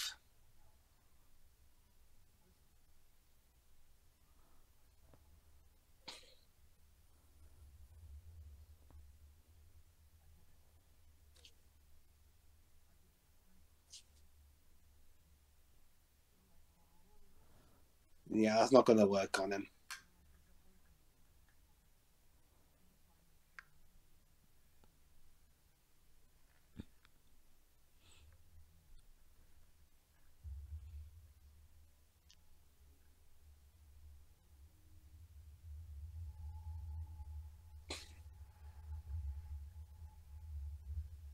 Don't worry, we'll get the Gmod Houndzu. He'll help. Oh no,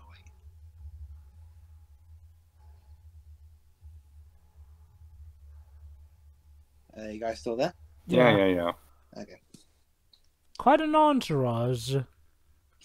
Yeah, actually, dude, how do you like the CGI for the scenes? It's all right. I mean, this is the least expensive out of all the DCEU films. Mm-hmm. Fuck you.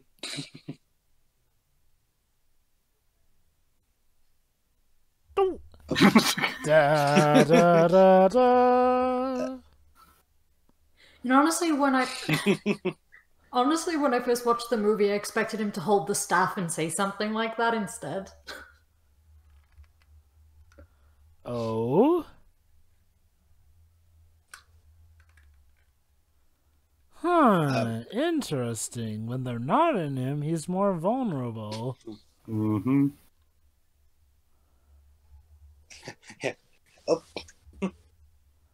Oh well, mind he's even with the spirits in him, he's still got tossed around like that.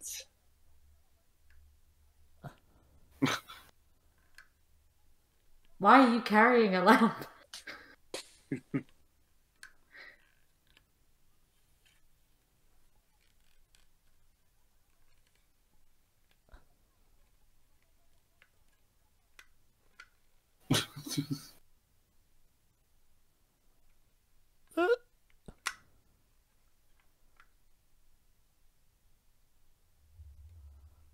This is gonna be fun to explain.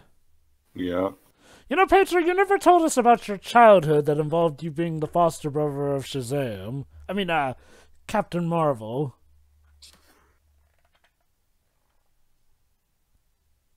Ow. That hurts.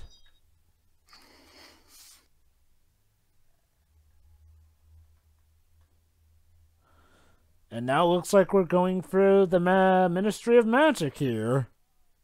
Actually, look more like the Mines of Moria. Or one of them takes you right down to Wales. Hmm. Oh, we're in now we're in Harry Potter. Oh. A bunch of crocodiles playing poker. Yeah, ignore that. Yeah, that's not. Yeah, wrong room. What about this one? More like Monsters Inc. than Harry Potter. Oh, I thought both. the Harry Potter logo was going to come out of the Oh clouds. god. Oh, Yeah, good. no. That's a reference to Fog. The Fog, actually. Nope. Let me guess, one of those doors leads to Ego. That's Marvel, Jova. Again, they've crossed over before, why not? But, Jova, that was in some random comic that isn't in canon with these films. He's walking very menacingly towards us. Sorry, Joe, we're gonna have to wait until Disney buys Warner Bros. Or one of others buys Disney. Interesting place to think of. Yes! Yeah. Let's protect the child's innocence. I seriously doubt Warner Bros. Has the money for it. Not your thing! Oh my.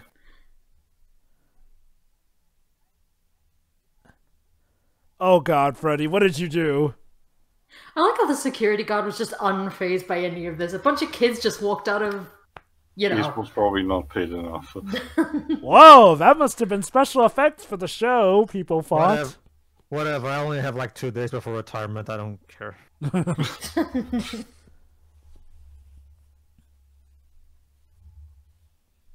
I'm gonna be honest with you, Jova. I am only a week before retirement, and I have completely checked out by this point. Very well then, just be careful. It's usually the last day that gets you. A winter carnival. Interesting. You know, it's like this wanted to get into a competition with Die Hard on how much of a Christmas movie it could be. Remember, Theo, according to Dwibs, this is secret. This is actually in canon with the Tangled franchise, and in Corona they celebrate something every single day. So, what is it with Disney having different things on their with their cartoons, having different things to celebrate every day / week? Because parties are fun. Like is it entitled? Oh my God! Yeah, it's you two again. That's how miserable your life is. You pay to ride out on a Ferris wheel just so you can spit on babies. Like seriously, that's your only way of feeling a little bit better about your sad, pathetic life. Maybe it's the same. Maybe it's the same. You know what? Never mind. No. Billy is not the true tragic character. Those two are. Maybe it's the same. Maybe it's the very same fairy visual from Catwoman. Like Pedro said, Entangled, they celebrate a different thing every day. Thanks, Santa. Thank you, Santa. I'm wondering, Theo. Yeah. Who's more pathetic, those bullies or Dr. Latrac for going to the park specifically so you can watch children fall from the same tree that Sophie fell from? Considering this reference, I'll take Catwoman instead. Yeah, honestly, I would say these two are more pathetic. Yeah, they're actually paying to do it. At least Latrac is doing it for free, I guess. And Latrac actually has a career of sorts.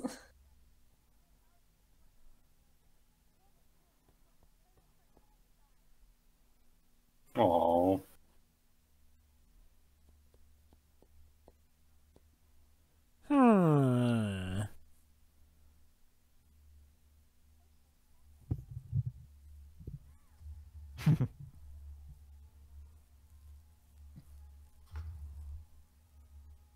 You probably should have done that not in the open. A lot of people probably saw you transform there. Conveniently, that pit was pretty empty because everyone had run away.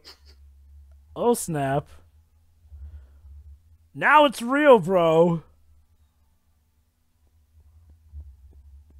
This isn't your comic book shit. Nah, that didn't work out. Yeah. Maybe don't look away from him.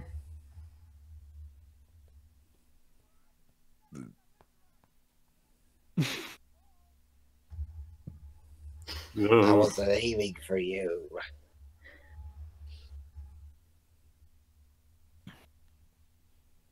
You know, surprisingly, all things considered, we haven't had that much collateral damage in this movie. Don't jinx it, German.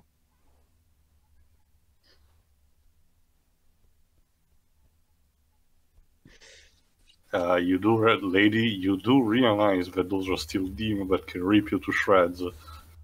Well, she's brave, I'll give her that. Come on, guys, don't line between that and foolishness. Come on, guys, don't panic. Our survival is just as ensured as the next DC movie will beat Sonic the Hedgehog at the box office. Speaking of which, Dio, I might as well quote the Sonic movie. Confidence. A fool's substitute for intelligence. Yeah. God, Eggman was so quotable. Oops. Oh, hello. The hiding. Ah, Yeah, tiger. Is that a reference, you think, to you? Most likely.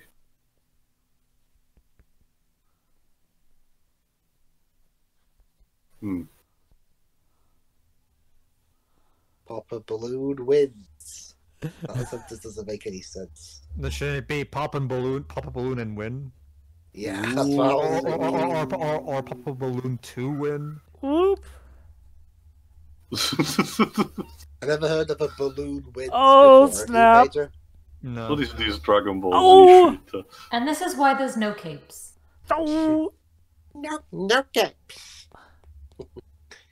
Well, Theo, Dragon Ball was both inspired by both I know. Star Wars and superheroes. So. Wait, Dragon Ball was influenced by Star Wars? Well, remember, Jova. The way you get stronger, quote unquote, in Dragon Ball is kind of the same way as in Star Wars, where in order to become more in tune with the Force, you have to be strong of mind and spirit, like Yoda teaches Luke. And actually, according to Dragon Ball, in order to get more powerful, you need to have near-death experiences. I don't know how that works. Well, that's for Saiyans too. I'm talking about the human characters from the original Dragon Ball. That doesn't work underwater, kid. Remember Master Rochi's lessons too in the original Dragon Ball? True. I mean, in that case, the original Dragon Ball is more inspired, obviously, by the Journey to the West mythos. Well, that too, yeah. It's inspired by a lot of things. Oh, snap. The slow-mo bullet.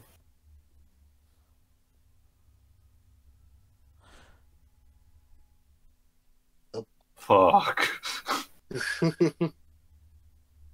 Well, it was an honestly good effort. Oh no. Like, say it! Really? Quick, hurry up. Yep, there you are. Yeah, that's another thing. Saying Shazam, the lightning bolt that comes down is a pretty good attack. Yeah. In fact, if he gets out of the way of the bolt, it's been weaponized multiple times in that way. In fact, if he gets out of the way at the right time, he can actually use it as a weapon without being reverted.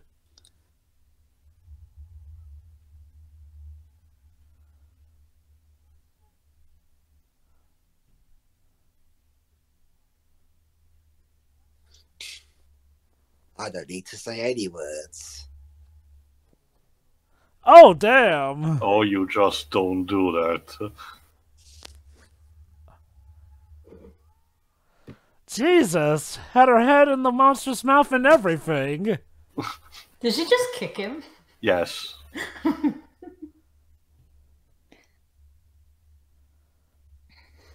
Wow, now you know this guy's bad news. Well, since he's not exactly in the full movies anymore, he needs something to do, I guess.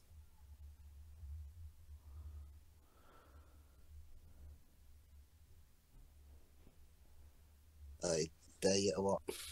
Rip his eye out.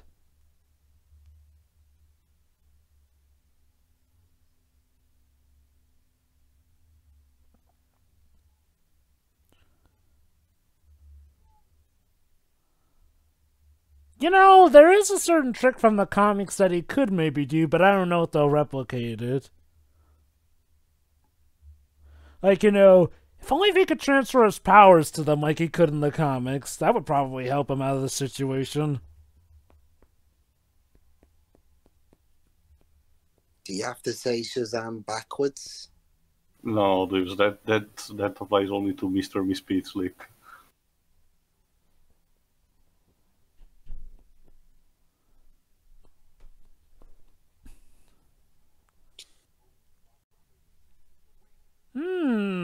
Oh snap, are they about to do it?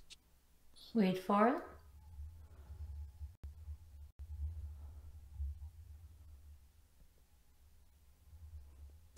Yeah. Okay, quick, hurry up. All together now.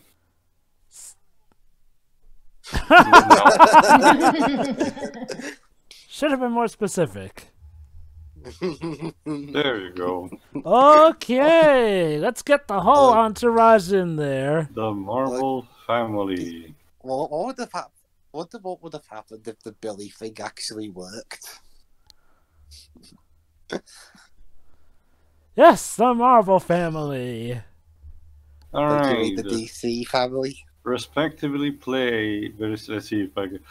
Megan Good plays adult Darla. Michelle Broth plays Mary Marvel.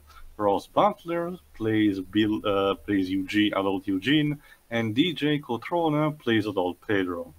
Also, they literally got Mary Marvel's costume right down to it. That's The mini amazing. skirt, yeah.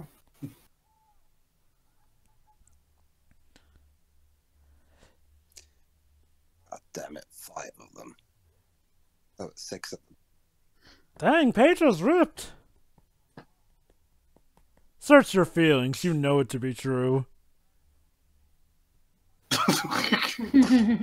Oh, snap. Oops. Yes. Yep. Yeah. Oh. Oh. That would have been really lame if one of them just got blasted.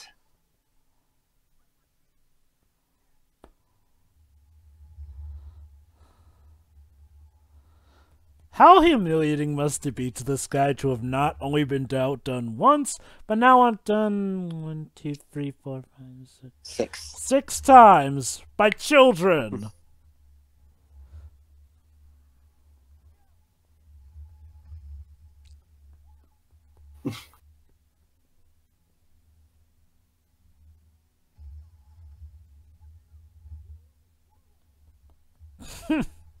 Sorry.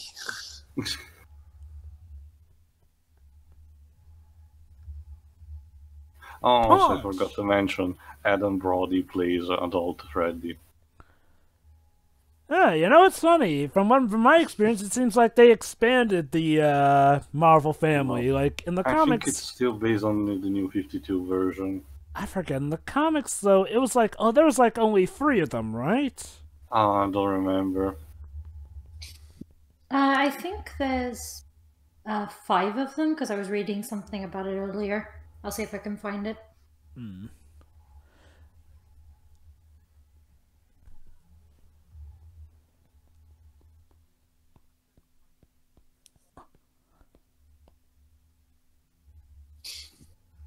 So, who's he trying to be in this Oh, case? snap.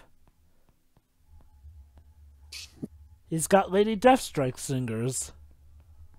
Has Lady Deathstrike been in the DCEU yet? No, Lady Deathstrike's from Marvel. Oh. And there's some of them I get mixed up. She's one of Wolverine's nemesis. Used to be a lover of his, but turned into an enemy of his. Wow. A lover being turned into an enemy. Oh, Hal Jordan knows all about yeah, how that goes. I love this bit.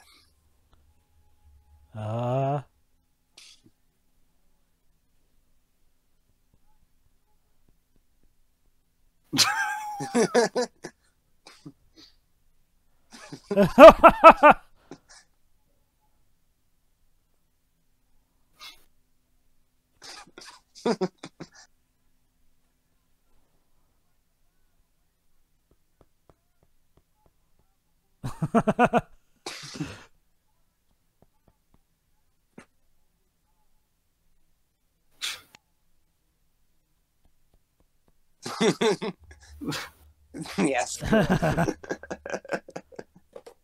I always love those little jokes. Oh, hey, it's Batman v Whether you- Superman. Much better, though.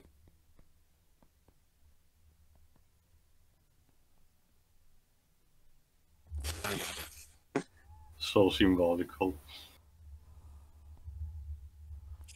Those are the jokes I always really love, where they use, reality as the humor. I think Kung Fu Panda 2 did that joke as well, but it's still Yeah. funny. So, yeah.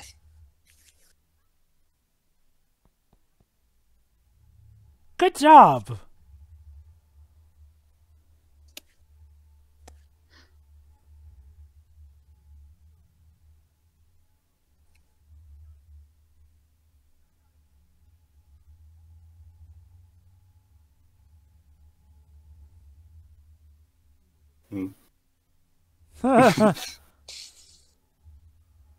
Oh. Let die the woman you love, or suffer the... Yeah, nope, we're not doing that. Punch.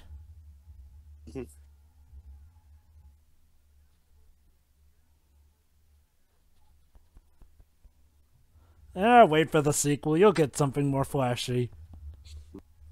You gotta wait till 2022, but It'll be worth the wait. hopefully. I'll admit, I'm really enjoying this movie so far. It's almost over, so.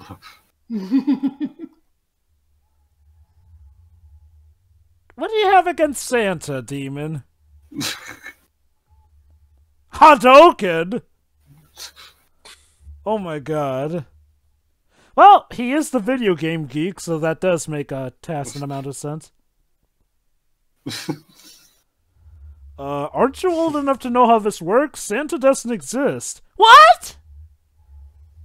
Don't say it in front of the kid.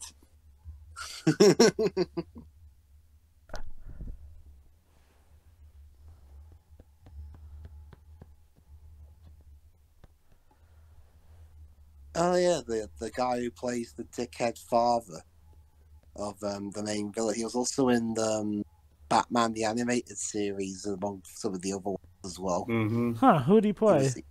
The Riddler. Wow. So he played quite a few villains. He was in Batman the Animated Series, New Superman Adventures, and the Superman one. Uh-huh.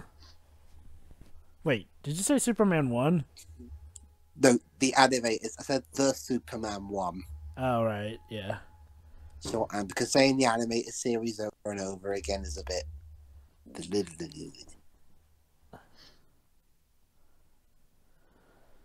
Okay, time to take the kitty gloves off.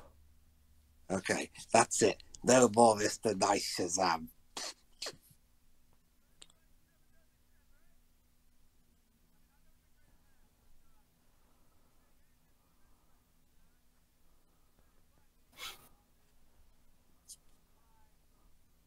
Wow, see, I've been paying attention in school.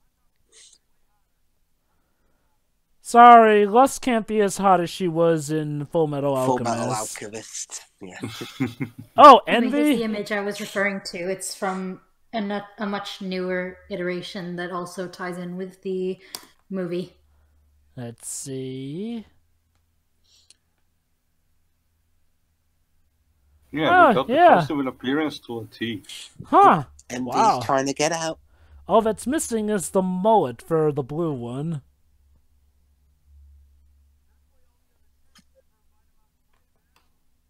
Oh.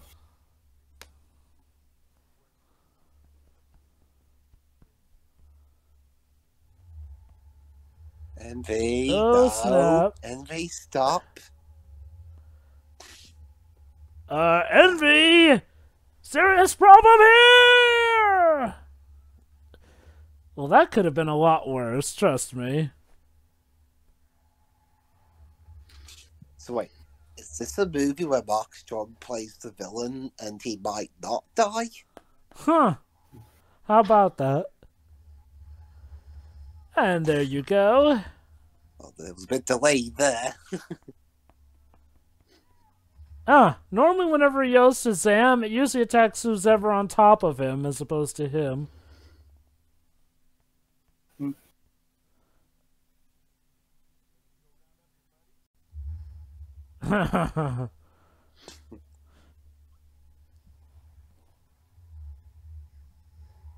Oh snap, looks like Envy's not that easily taken care of. You know, for a film that has a lot less of budget than any of the DCEU films, the effects are still pretty good, I gotta say. And they do some pretty good extensive fight scenes too. Between a budget of $80 to $100 million, it made $366 million. Not quite a huge profit, but considering it's not that expensive. Well, Time compared for a to the bit initial of- budget, it is a huge profit. Time for a bit of laser eye surgery. And the production-wise, it were made by Warner Brothers' B studio. In this case, New Line. Whoop. Just like extracting a contact lens. That's totally how it happens. Now what do we do with this Tesseract? Fatality. You're all nerds.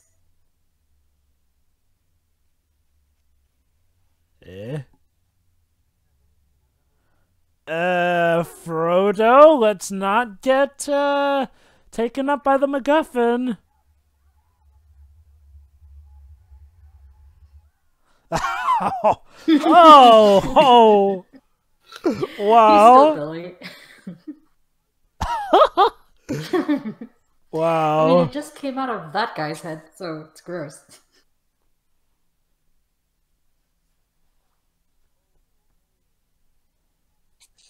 I thought the doctor was trying to escape. That was the greatest improv show ever. Honey, if it's an improv show, what's with all the wreckage? Oh, it's okay. They're insured, so they probably do this every now and then. You nearly died. I know, and it was nearly died. But wasn't it the greatest immersive show ever? Honey, if we don't stop getting involved in these things, I'm gonna move to Canada. Oh wait, we're already here. Honey, we moved away from Canada because of that incident with the you-know-whats. It still feels like we're here, though. Well, we tried Metropolis. That didn't go so well. And don't even try to get me to move to Gotham City. How about Bloodhaven? I'm not too sure. The real estate there isn't the best. Wait, let us out, and you can play Mortal Kombat 12 early. Nah, I'm patient.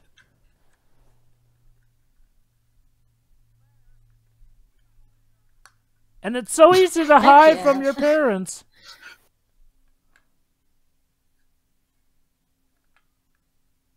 Oh. Yeah, Why like would she's your- still like 6 though, so yeah. You know the funny Why thing would about... your lair be a place where you can easily accidentally release the villains? Oh, snap!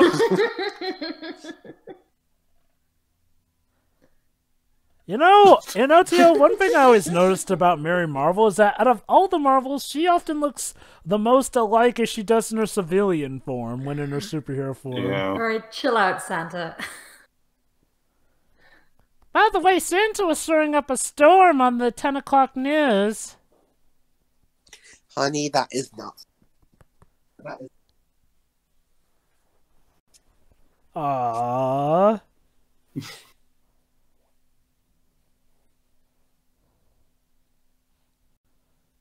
You guys aren't colossal shitbags, so that's good enough for me. They're lovely people. Seriously, they're actual wholesome parents. That is so nice to see.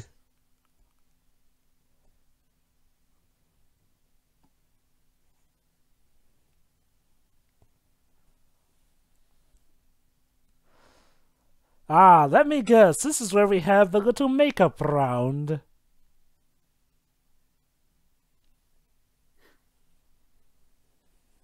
I still look at you, buddy. Cold drinks. Wow, fuck you guys. He doesn't really care.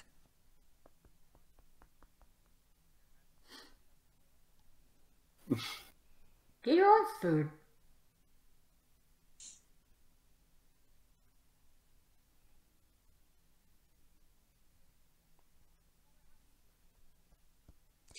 But you don't go to... Yeah.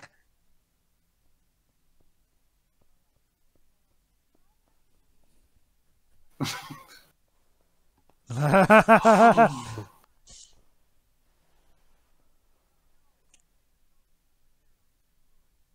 dope superhero. Yes. Very nice, Flint, Eugene. Sure, he nearly got me in huge trouble, but hey. He's still not as crazy as a certain fry pan wielding blonde. Use the infamous moment, Trevor. Oh yeah, this bit. Oh, snap. Ladies and gentlemen, Superman's torso. Oh, you know it's funny because Henry Cavill is still a part of the DC cinematic universe, so I wonder why they couldn't get him for this. He was busy doing The Witcher. Ah, okay. Around this time, it was still vague. But yeah, I mean, honestly, It didn't even look like it. I could see a bit of his beard from the shot there. Also, Dwayne Johnson was an executive producer. Huh. They also used his likeness for the mythos of Shazam because that was supposed to be Black Adam. But I gotta admit it. So now Superman has a beard, Yeah, unlike in Justice League. wouldn't be the first time I've seen Superman with a beard. Hey, Aquaman.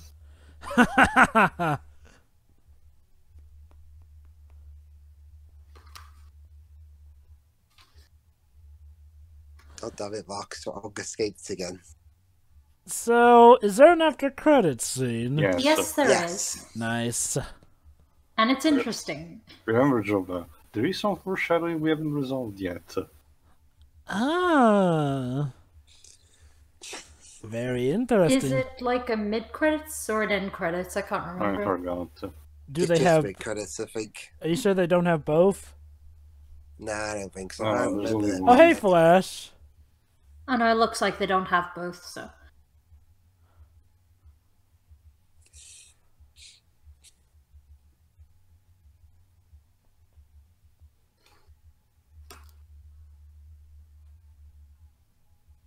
That hat, that hat makes him look like Kyle from South Park. It's I the was gonna exact same say, hat. Even the color. I think it's the exact shade of green as well. Yeah. There you go. There's your full Superman cameo Oh. thing. Hi, Batman. So long. By the way, when's your plastic surgery going to happen? Should take about a year or so. And bang on, isn't that in a prequel technically though? Yeah, so technically I don't even need Alfred. Hey, 1D. Nice reference to. Let's Maybe. assume it's an unsort story where Billy tries to seduce Wonder Woman. Goes Although about as maybe- well as you would imagine. Although from that shot, Wonder Woman looks like she really needs to concentrate Beast more. on Fires, I think it's called. Oh, here we go. I get the feeling someone's gonna go a little insane, and let me guess, this is how he becomes an evil scientist. This is Closer. some Gerald Robotnik shit. But he needs some help, Jova. Why is it Ouroboros? always Oh, Ouroboros? is It's a Red Dwarf episode name. Alchemy symbol, Jova. No. Long story. Albert Wesker was really into that stuff too. Wait, Ouroboros is linked to Resident Evil and Red Dwarf. That's an interesting connection. Wait a minute, hold on. pyramids. What's wrong? You act like you had the ultimate power but lost it to a kid. Oh, wait. Hold on. By the way, that's the director's boy, David F. Sandberg.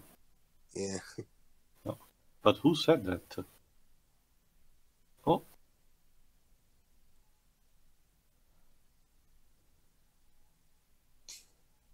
Yes, Jova.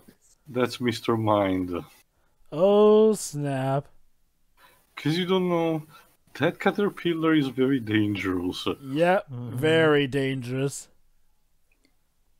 I was given extensive context on this because I was very confused in the theater. Yeah, all I thought was, so in the future the Justice League are going to be intimidated by Well, a that's tiny usually- caterpillar. That's that's a Tuesday for them, Dwibs. Well, that's usually what happens when it comes to these after-credit scenes, Shiroi. The comic book fans are all giddy, whereas casual fans like you don't know what the hell's going on. Back when the first Avengers first came out, People didn't know who the hell Thanos was. People like me were going, "Holy shit, they're doing Infinity Gauntlet! They're doing Infinity Gauntlet!" And people like you were like, "Huh? What?" And no, I'm just here like, it's a caterpillar. Trust me, Shuri. Why that is it a caterpillar? I thought they were like, DC are still doing the. DC are gonna do the dark gritty reboot of the Very Hungry Caterpillar. But I actually do understand that. Oh yeah, that caterpillar is going to be quite Anyway, interesting. final thoughts. I'll be quick. Honestly, like I mentioned in Aquaman, even though I technically still prefer that, this is definitely the next right step that the DC Extended Universe is having. And I haven't seen Birds of Prey yet, but I can only hope it will continue. We'll see, I suppose. But honestly, I like everything: the actors, the score, the cinematography, the type of story. If I had to nitpick, one thing would be that telegraph moment of conflict where, Freddy wants Billy to show up, but he doesn't, and we blame each other and all. It need, I get the idea behind it. I think it could have been worked a bit better, but it's short at the very least, so it's less painful in other movies. But aside from that, everything is spot on, pretty much. So definitely a plus, and I really want to see the Black Adam movie and the sequel when it will come out next. Joy? Sure. Although I would agree that Wonder Woman is, the better movie, this is actually my favorite one for the DCU. Sans a couple of issues I have, and they're kind of related to each other because they happen in the same scene. And really, besides the scene Tio mentioned, which is, something I've kind of said that earlier in the movie that I don't like that kind of thing anyway. So it's a given that I wouldn't like it here. My only issue with the end of the movie is they had no reason to eradicate Freddy's disability in the transformation. It was entirely unnecessary. And also Pedro's appearance, where they made him just as skinny as the others. I much prefer the way the comic did it. The more recent one with the image I just showed you, where you could see, he clearly has the effect of the transformation. He's muscly and he's all powerful, but he's still, built like a tank. He's a bulky dude. So they could have done it like that, and I felt like it would be a lot better. And, Freddy's ability to fly would have, he could have still been disabled. The ability to fly would have just helped him a lot there. There was no reason to just remove it for the sequence. But that's honestly my only real issue with this movie. Again, it's still my favorite for the DCU. It's a lot of fun. It's very wholesome, especially with the adopted family here. And the humor pretty much hits it on the head every time with me. And obviously, I love this particular cast. I have some bias in that one with Zachary. He is great for this role, and I'm looking forward to the sequel, honestly, just because of having this ending explained to me properly via the comics and such. So, yeah, I thought this was a really great movie, honestly. It's... I honestly, the best thing, even with movies like Wonder Woman and Aquaman, there's still a far cry from the old ones. Like, the best thing the DCU decided to do was lighten up. Definitely. Like, seriously, that whole edgy, gritty stuff just wasn't working. And you could see that when you actually go and look at those movies and then look at the reception for the Marvel ones, which also have very serious moments and movies. We literally just did first Avengers, so I think the problem is that they could I think the issue is that they were trying to differentiate themselves from Marvel by doing that. The problem is that it was more so the bad execution of that, because there's nothing wrong with a dark and gritty comic book movie. Of course not. It's just that the problem was more so the execution of set concepts rather than the very idea of them. Because you can perfectly do a comic book movie like that. Not every comic book movie needs to be a lighthearted romp. It's just the problem with that is that they were doing it terribly. The reason, well, let me just get this out of the way real quick. The only reason the fans of those earlier movies are so bitter is not so much because they dislike these movies. They like these movies still. It's more so because they thought that the dark and gritty nature was a good way of differentiating this franchise from Marvel. Sure. The problem is that a lot of people take it as that it's not just the execution that was bad, it was the entire concept in general, which I would argue I can actually sympathize with that, because no, the ideas themselves, the idea of making it dark and gritty was not the problem. It was the terrible execution that did it. Mm-hmm. Although, of course, lighten up, allow them to do much perfect. The Joker is dark and gritty, which proves that this kind of stuff can be done well. It's just there is an after credits scene.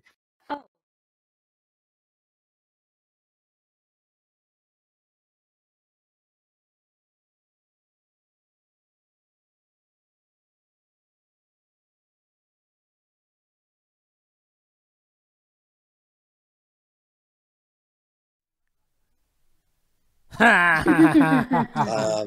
you sure about that? I don't know. I don't know, dude. The ability to call Julie Andrews into battle would be pretty awesome. But no, I do agree, Pedro. It's just the way the DCU did it was definitely the wrong kind of dark and gritty and yeah. I think the best way to put it was I think the best way to put it is that the DC Cinematic Universe learned to stop being afraid of just being an outright comic book movie. It actually just let itself be about the heroes and villains properly, as opposed to trying to be taken seriously. But Juve, Batman in Batman v Superman looks exactly like in The Dark Knight Returns. And there's also that one, and there's also that panel that's just like in Dark Knight Returns. Yeah, but that's like one thing, and at best that's like one piece of candy in a whole bowl of asparagus. It's such a bad candy to look at. But yeah, to sum it up, Joker proved that you can do dark and gritty comic books, right? You just need the good filmmakers that can pull it off, which Zack Snyder isn't. Go on, Shuri. No, that was pretty much it. This was a really, really fun movie. Okay, I guess I'll go next then. Yeah, as someone who has never seen this movie before, I am just so happy with where the DC Cinematic Universe is. Even from what I've seen of Birds of Prey, while it's not the best, it sort of encapsulates what I want from superhero movies. They aren't afraid to be, superhero movies in the sense where they're not afraid to be just a little bit crazy here and there, And in terms of getting down the looks of the heroes, my God, this one gets it practically down to a T, except for some of the changes here and there. In regards to Freddy Chivalry, the superhero thing always did get rid of his disability thing. So, yeah, there's that. But yeah, it's weird. Aside from, the blonde hair from the New 52 one, he looks pretty much on point. Which, I guess, to be fair, looks more on point to his original look before the New 52. But hey, they also included the new and, added in the extra 2 or 3 that we get. I'm not sure how recent the image I shed is, but yeah, it's going to be fairly recent. Definitely. 2013. Oh, so yeah, New 52 territory, but if the DC Rebirth kept them, then yeah, that's still the current team. Either way, they looked awesome in this movie. Pretty much every character excelled to their proper conclusion here in this one. Very well done here. Good casting here. Mike Strong was very intimidating as the villain. But, that didn't stop us from having some somewhat comedic moments of how serious he takes everything. This movie definitely gets down what it must feel like to be, barely a teenage kid getting all of his full set of powers here and there. So, I credit them for the realism there in showcasing how kids would use their powers. The point where he even uses it to go into a strip club. That was funny. I love how wholesome the foster parents are in this one. I know, right? Yeah, dang. And, the way they tackle Billy finding his real parent, his mother, was, quite interesting as well. This movie knows when to be funny, but it also knows when to be serious. Which is, also a good, it's a good element to have here.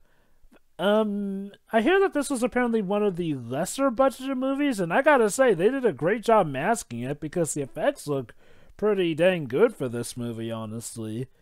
CGI works out pretty well. I like the cinematography. Like Tio said, they do a great job making the city look like Philadelphia in a very clean and good Philadelphia. And yeah, surprisingly, there wasn't as much collateral damage in this movie as one would expect.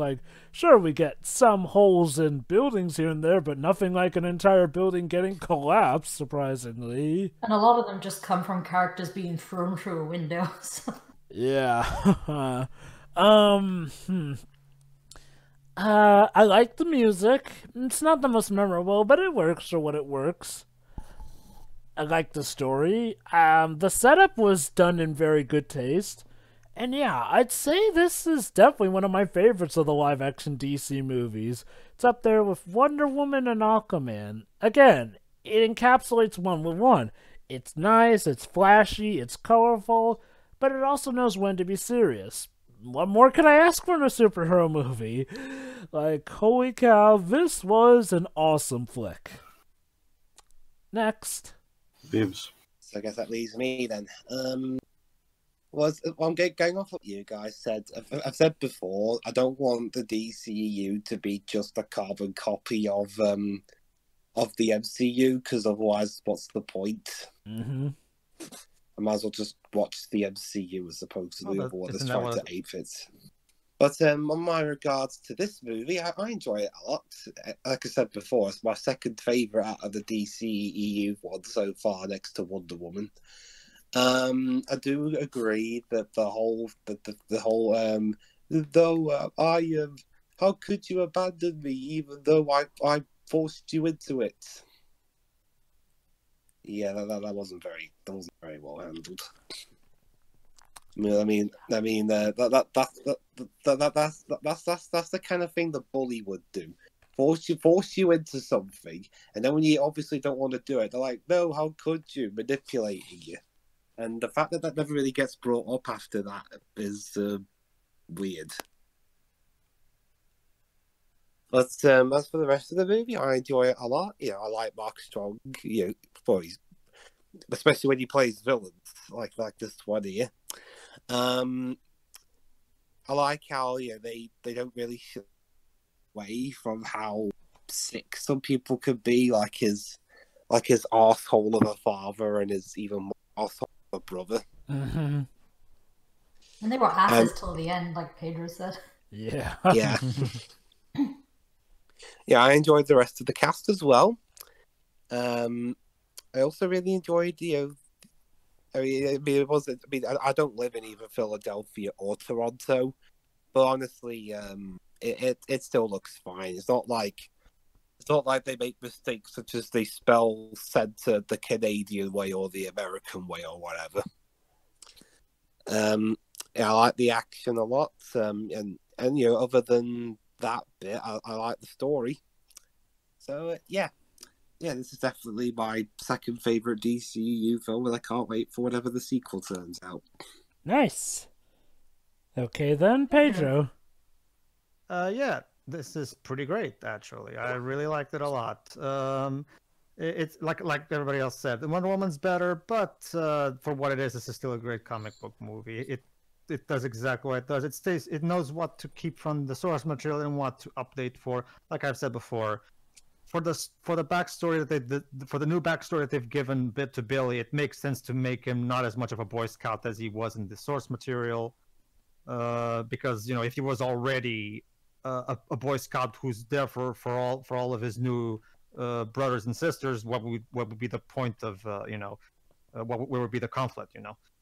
So yeah, it made sense here. So this is one of those cases where reinventing the character was at the very least done with taste and with a good purpose. Unlike with what happened with Superman in the Zack Snyder movies. So no, yeah, it's pretty damn good. I love the casting is perfect, absolutely perfect. Pretty much every actor completely nails everything. I love the visuals. The music is pretty good, and yeah, the story is really really good. And I really like this take on Billy. It may not be technically the same as okay. Again, remember, I've stopped reading comic books a long time ago. How is his characterization, Billy's characterization, I mean, in the New 52? More similar to this movie. Mm-hmm. Oh, okay. So he's also more of a bad kid at first, like in this one? I'm calling yes. Yeah. Okay. All right, then. Okay, in that case, yeah, it works just fine. That was actually one of the New 52 personas that people actually did like, if only because it did add more character development to his Boy Scout nature. All right, in that case, this is actually one of those cases where I'm okay with it. if anything, because the movie compensates with plenty of other stuff that's just plain faithful. Like they kept the outfit exactly like it was, for example. Yeah. That's pretty much been the case with most of these movies, in the sense that they pretty much have been taking inspiration from the New 52, Man of Steel, Batman v Superman, even Suicide Squad. Aquaman V2. That's the thing. Granted, I've never read the New 52 stuff, but honestly, and even Zack Snyder himself said so. The biggest inspiration for BVS always looks like, not just visually, but even in terms of the narrative, the Dark Knight Strikes Again, because that movie clearly so much wants to be Dark Knight Strikes Again. Oh, definitely. But I was talking more so about Batman's design in that. But actually, no, even that. True, Batman's design is more modern. Yeah, I'll give you that one. Is more although his steel outfit during the battle against Superman. Oh yeah, that's definitely Dark Knight Returns. Dark Knight Strikes Again. No! Dark Knight Returns. God, please no. Return, sorry. Oh God. DK1. We'll call it DK1 for short. Yeah, that comic was not a good thing to have. Although I've heard, to be fair, that DK3 is better. Oh yeah, DK3 is. Actually, well, it wasn't written by Mr. Astle, so it's kind of bound to be better. Anybody can write a better comic book than Frank Miller at this point. Sure, I could write a better comic book than Frank Miller. We'll have to see how he does with DK4. Listen, you didn't see my fanfic. No, Shiroi, trust me, Shiroi. A monkey could write a better comic book story than Frank Miller. Sure. Okay. In that case, we gotta commentate on Shiroi's fanfiction then. See, it doesn't exist anymore. Got rid of the evidence. Clever girl. Yes, I got rid of the evidence. Shiroi, remember, what goes into the internet stays on the internet. But anyway, yeah, this was pretty damn great. I'm looking forward to the already announced sequel. I'm glad that the middling box office returns didn't destroy the possibility of a sequel. So, and since this movie was apparently a big success in home video, hopefully the sequel will do better at the box office, because it deserves to. It's funny how this is an inversion of Batman v Superman. Batman v Superman made a lot of money, like to the point where it's one of the top 50 highest-grossing films of all time, yet the reception was so bad that it got DC to change things up here and there. Whereas this one maybe made more of a humble one, but the reception was so positive that of course they're going to continue with it. Mm-hmm. So yeah, it's a pretty damn great movie. So glad to see that DC has gotten their shit together. Yeah. Now if only we could get a good Superman movie, that would be nice. Well, we may or may not if those rumors of J.J. Abrams are true. That's the thing, Jova. Like I talked to you. We're doomed. Yeah, exactly. There you go. See, I told you. I told you, Jova. Me and Jova already had a private discussion about this. See, the thing, the problem with J.J. Abrams is that he needs to stop taking old beloved properties and he needs to go back to making original material, because Super 8 is his best work and it was written by him, and there's nothing wrong with that movie. Well, okay, yeah, if you nitpick, you can find some minor issues in there, but trust me, the problems you see in the Star Wars movies are not present in Super 8, which proves that he can be a good writer. Not only that, he just needs to stop taking these he just needs to try going back to doing original material, or at the very least try focusing more a bit on your try making another TV show or something like that. Stop taking these old franchises that are not yours, because you're not good at it anymore. It's just a second ago, Pedro. He cut out when he said he needs to stop. So it's like he would just say, he needs to stop. He needs to stop. It's time to stop. It worked out of Star Trek. But, Into Darkness aside. I thought Into Darkness was okay. We don't... It's rough. I mean, beyond better, but... Yeah. Before this becomes a J.J. Abrams mini commentary. The point is... Okay, yes. To be fair, J.J. Abrams can make a good Superman movie. I can see it happening, but it's not the right time to do this, DC. Please get somebody else. You don't... he's bad publicity for you right now. Find somebody else. I think the thing that really speaks volumes, though, is how his original take for Superman first Flight or Superman Unbound, whatever that was called. Yeah, that got laughed off by Warner Brothers, so hopefully he'll bring better material if he does get brought back on.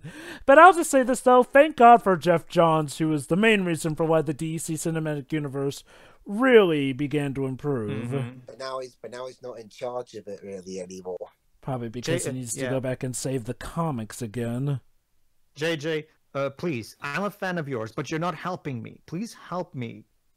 Okay? It's starting to become hard being a fan of yours, okay? Help me, JJ Abrams. You're my only hope. Help me help you, please. Okay? anyway, that's it for me. Teo, close us out. Or what, did you already go? I forgot. He went first. He was the first one. All right, we're done then, I guess. Yep, we are done, right, as Christian Bale would say. See you next. Sorry. The Harley Quinn movie. Yes. See you for Birds of Prey.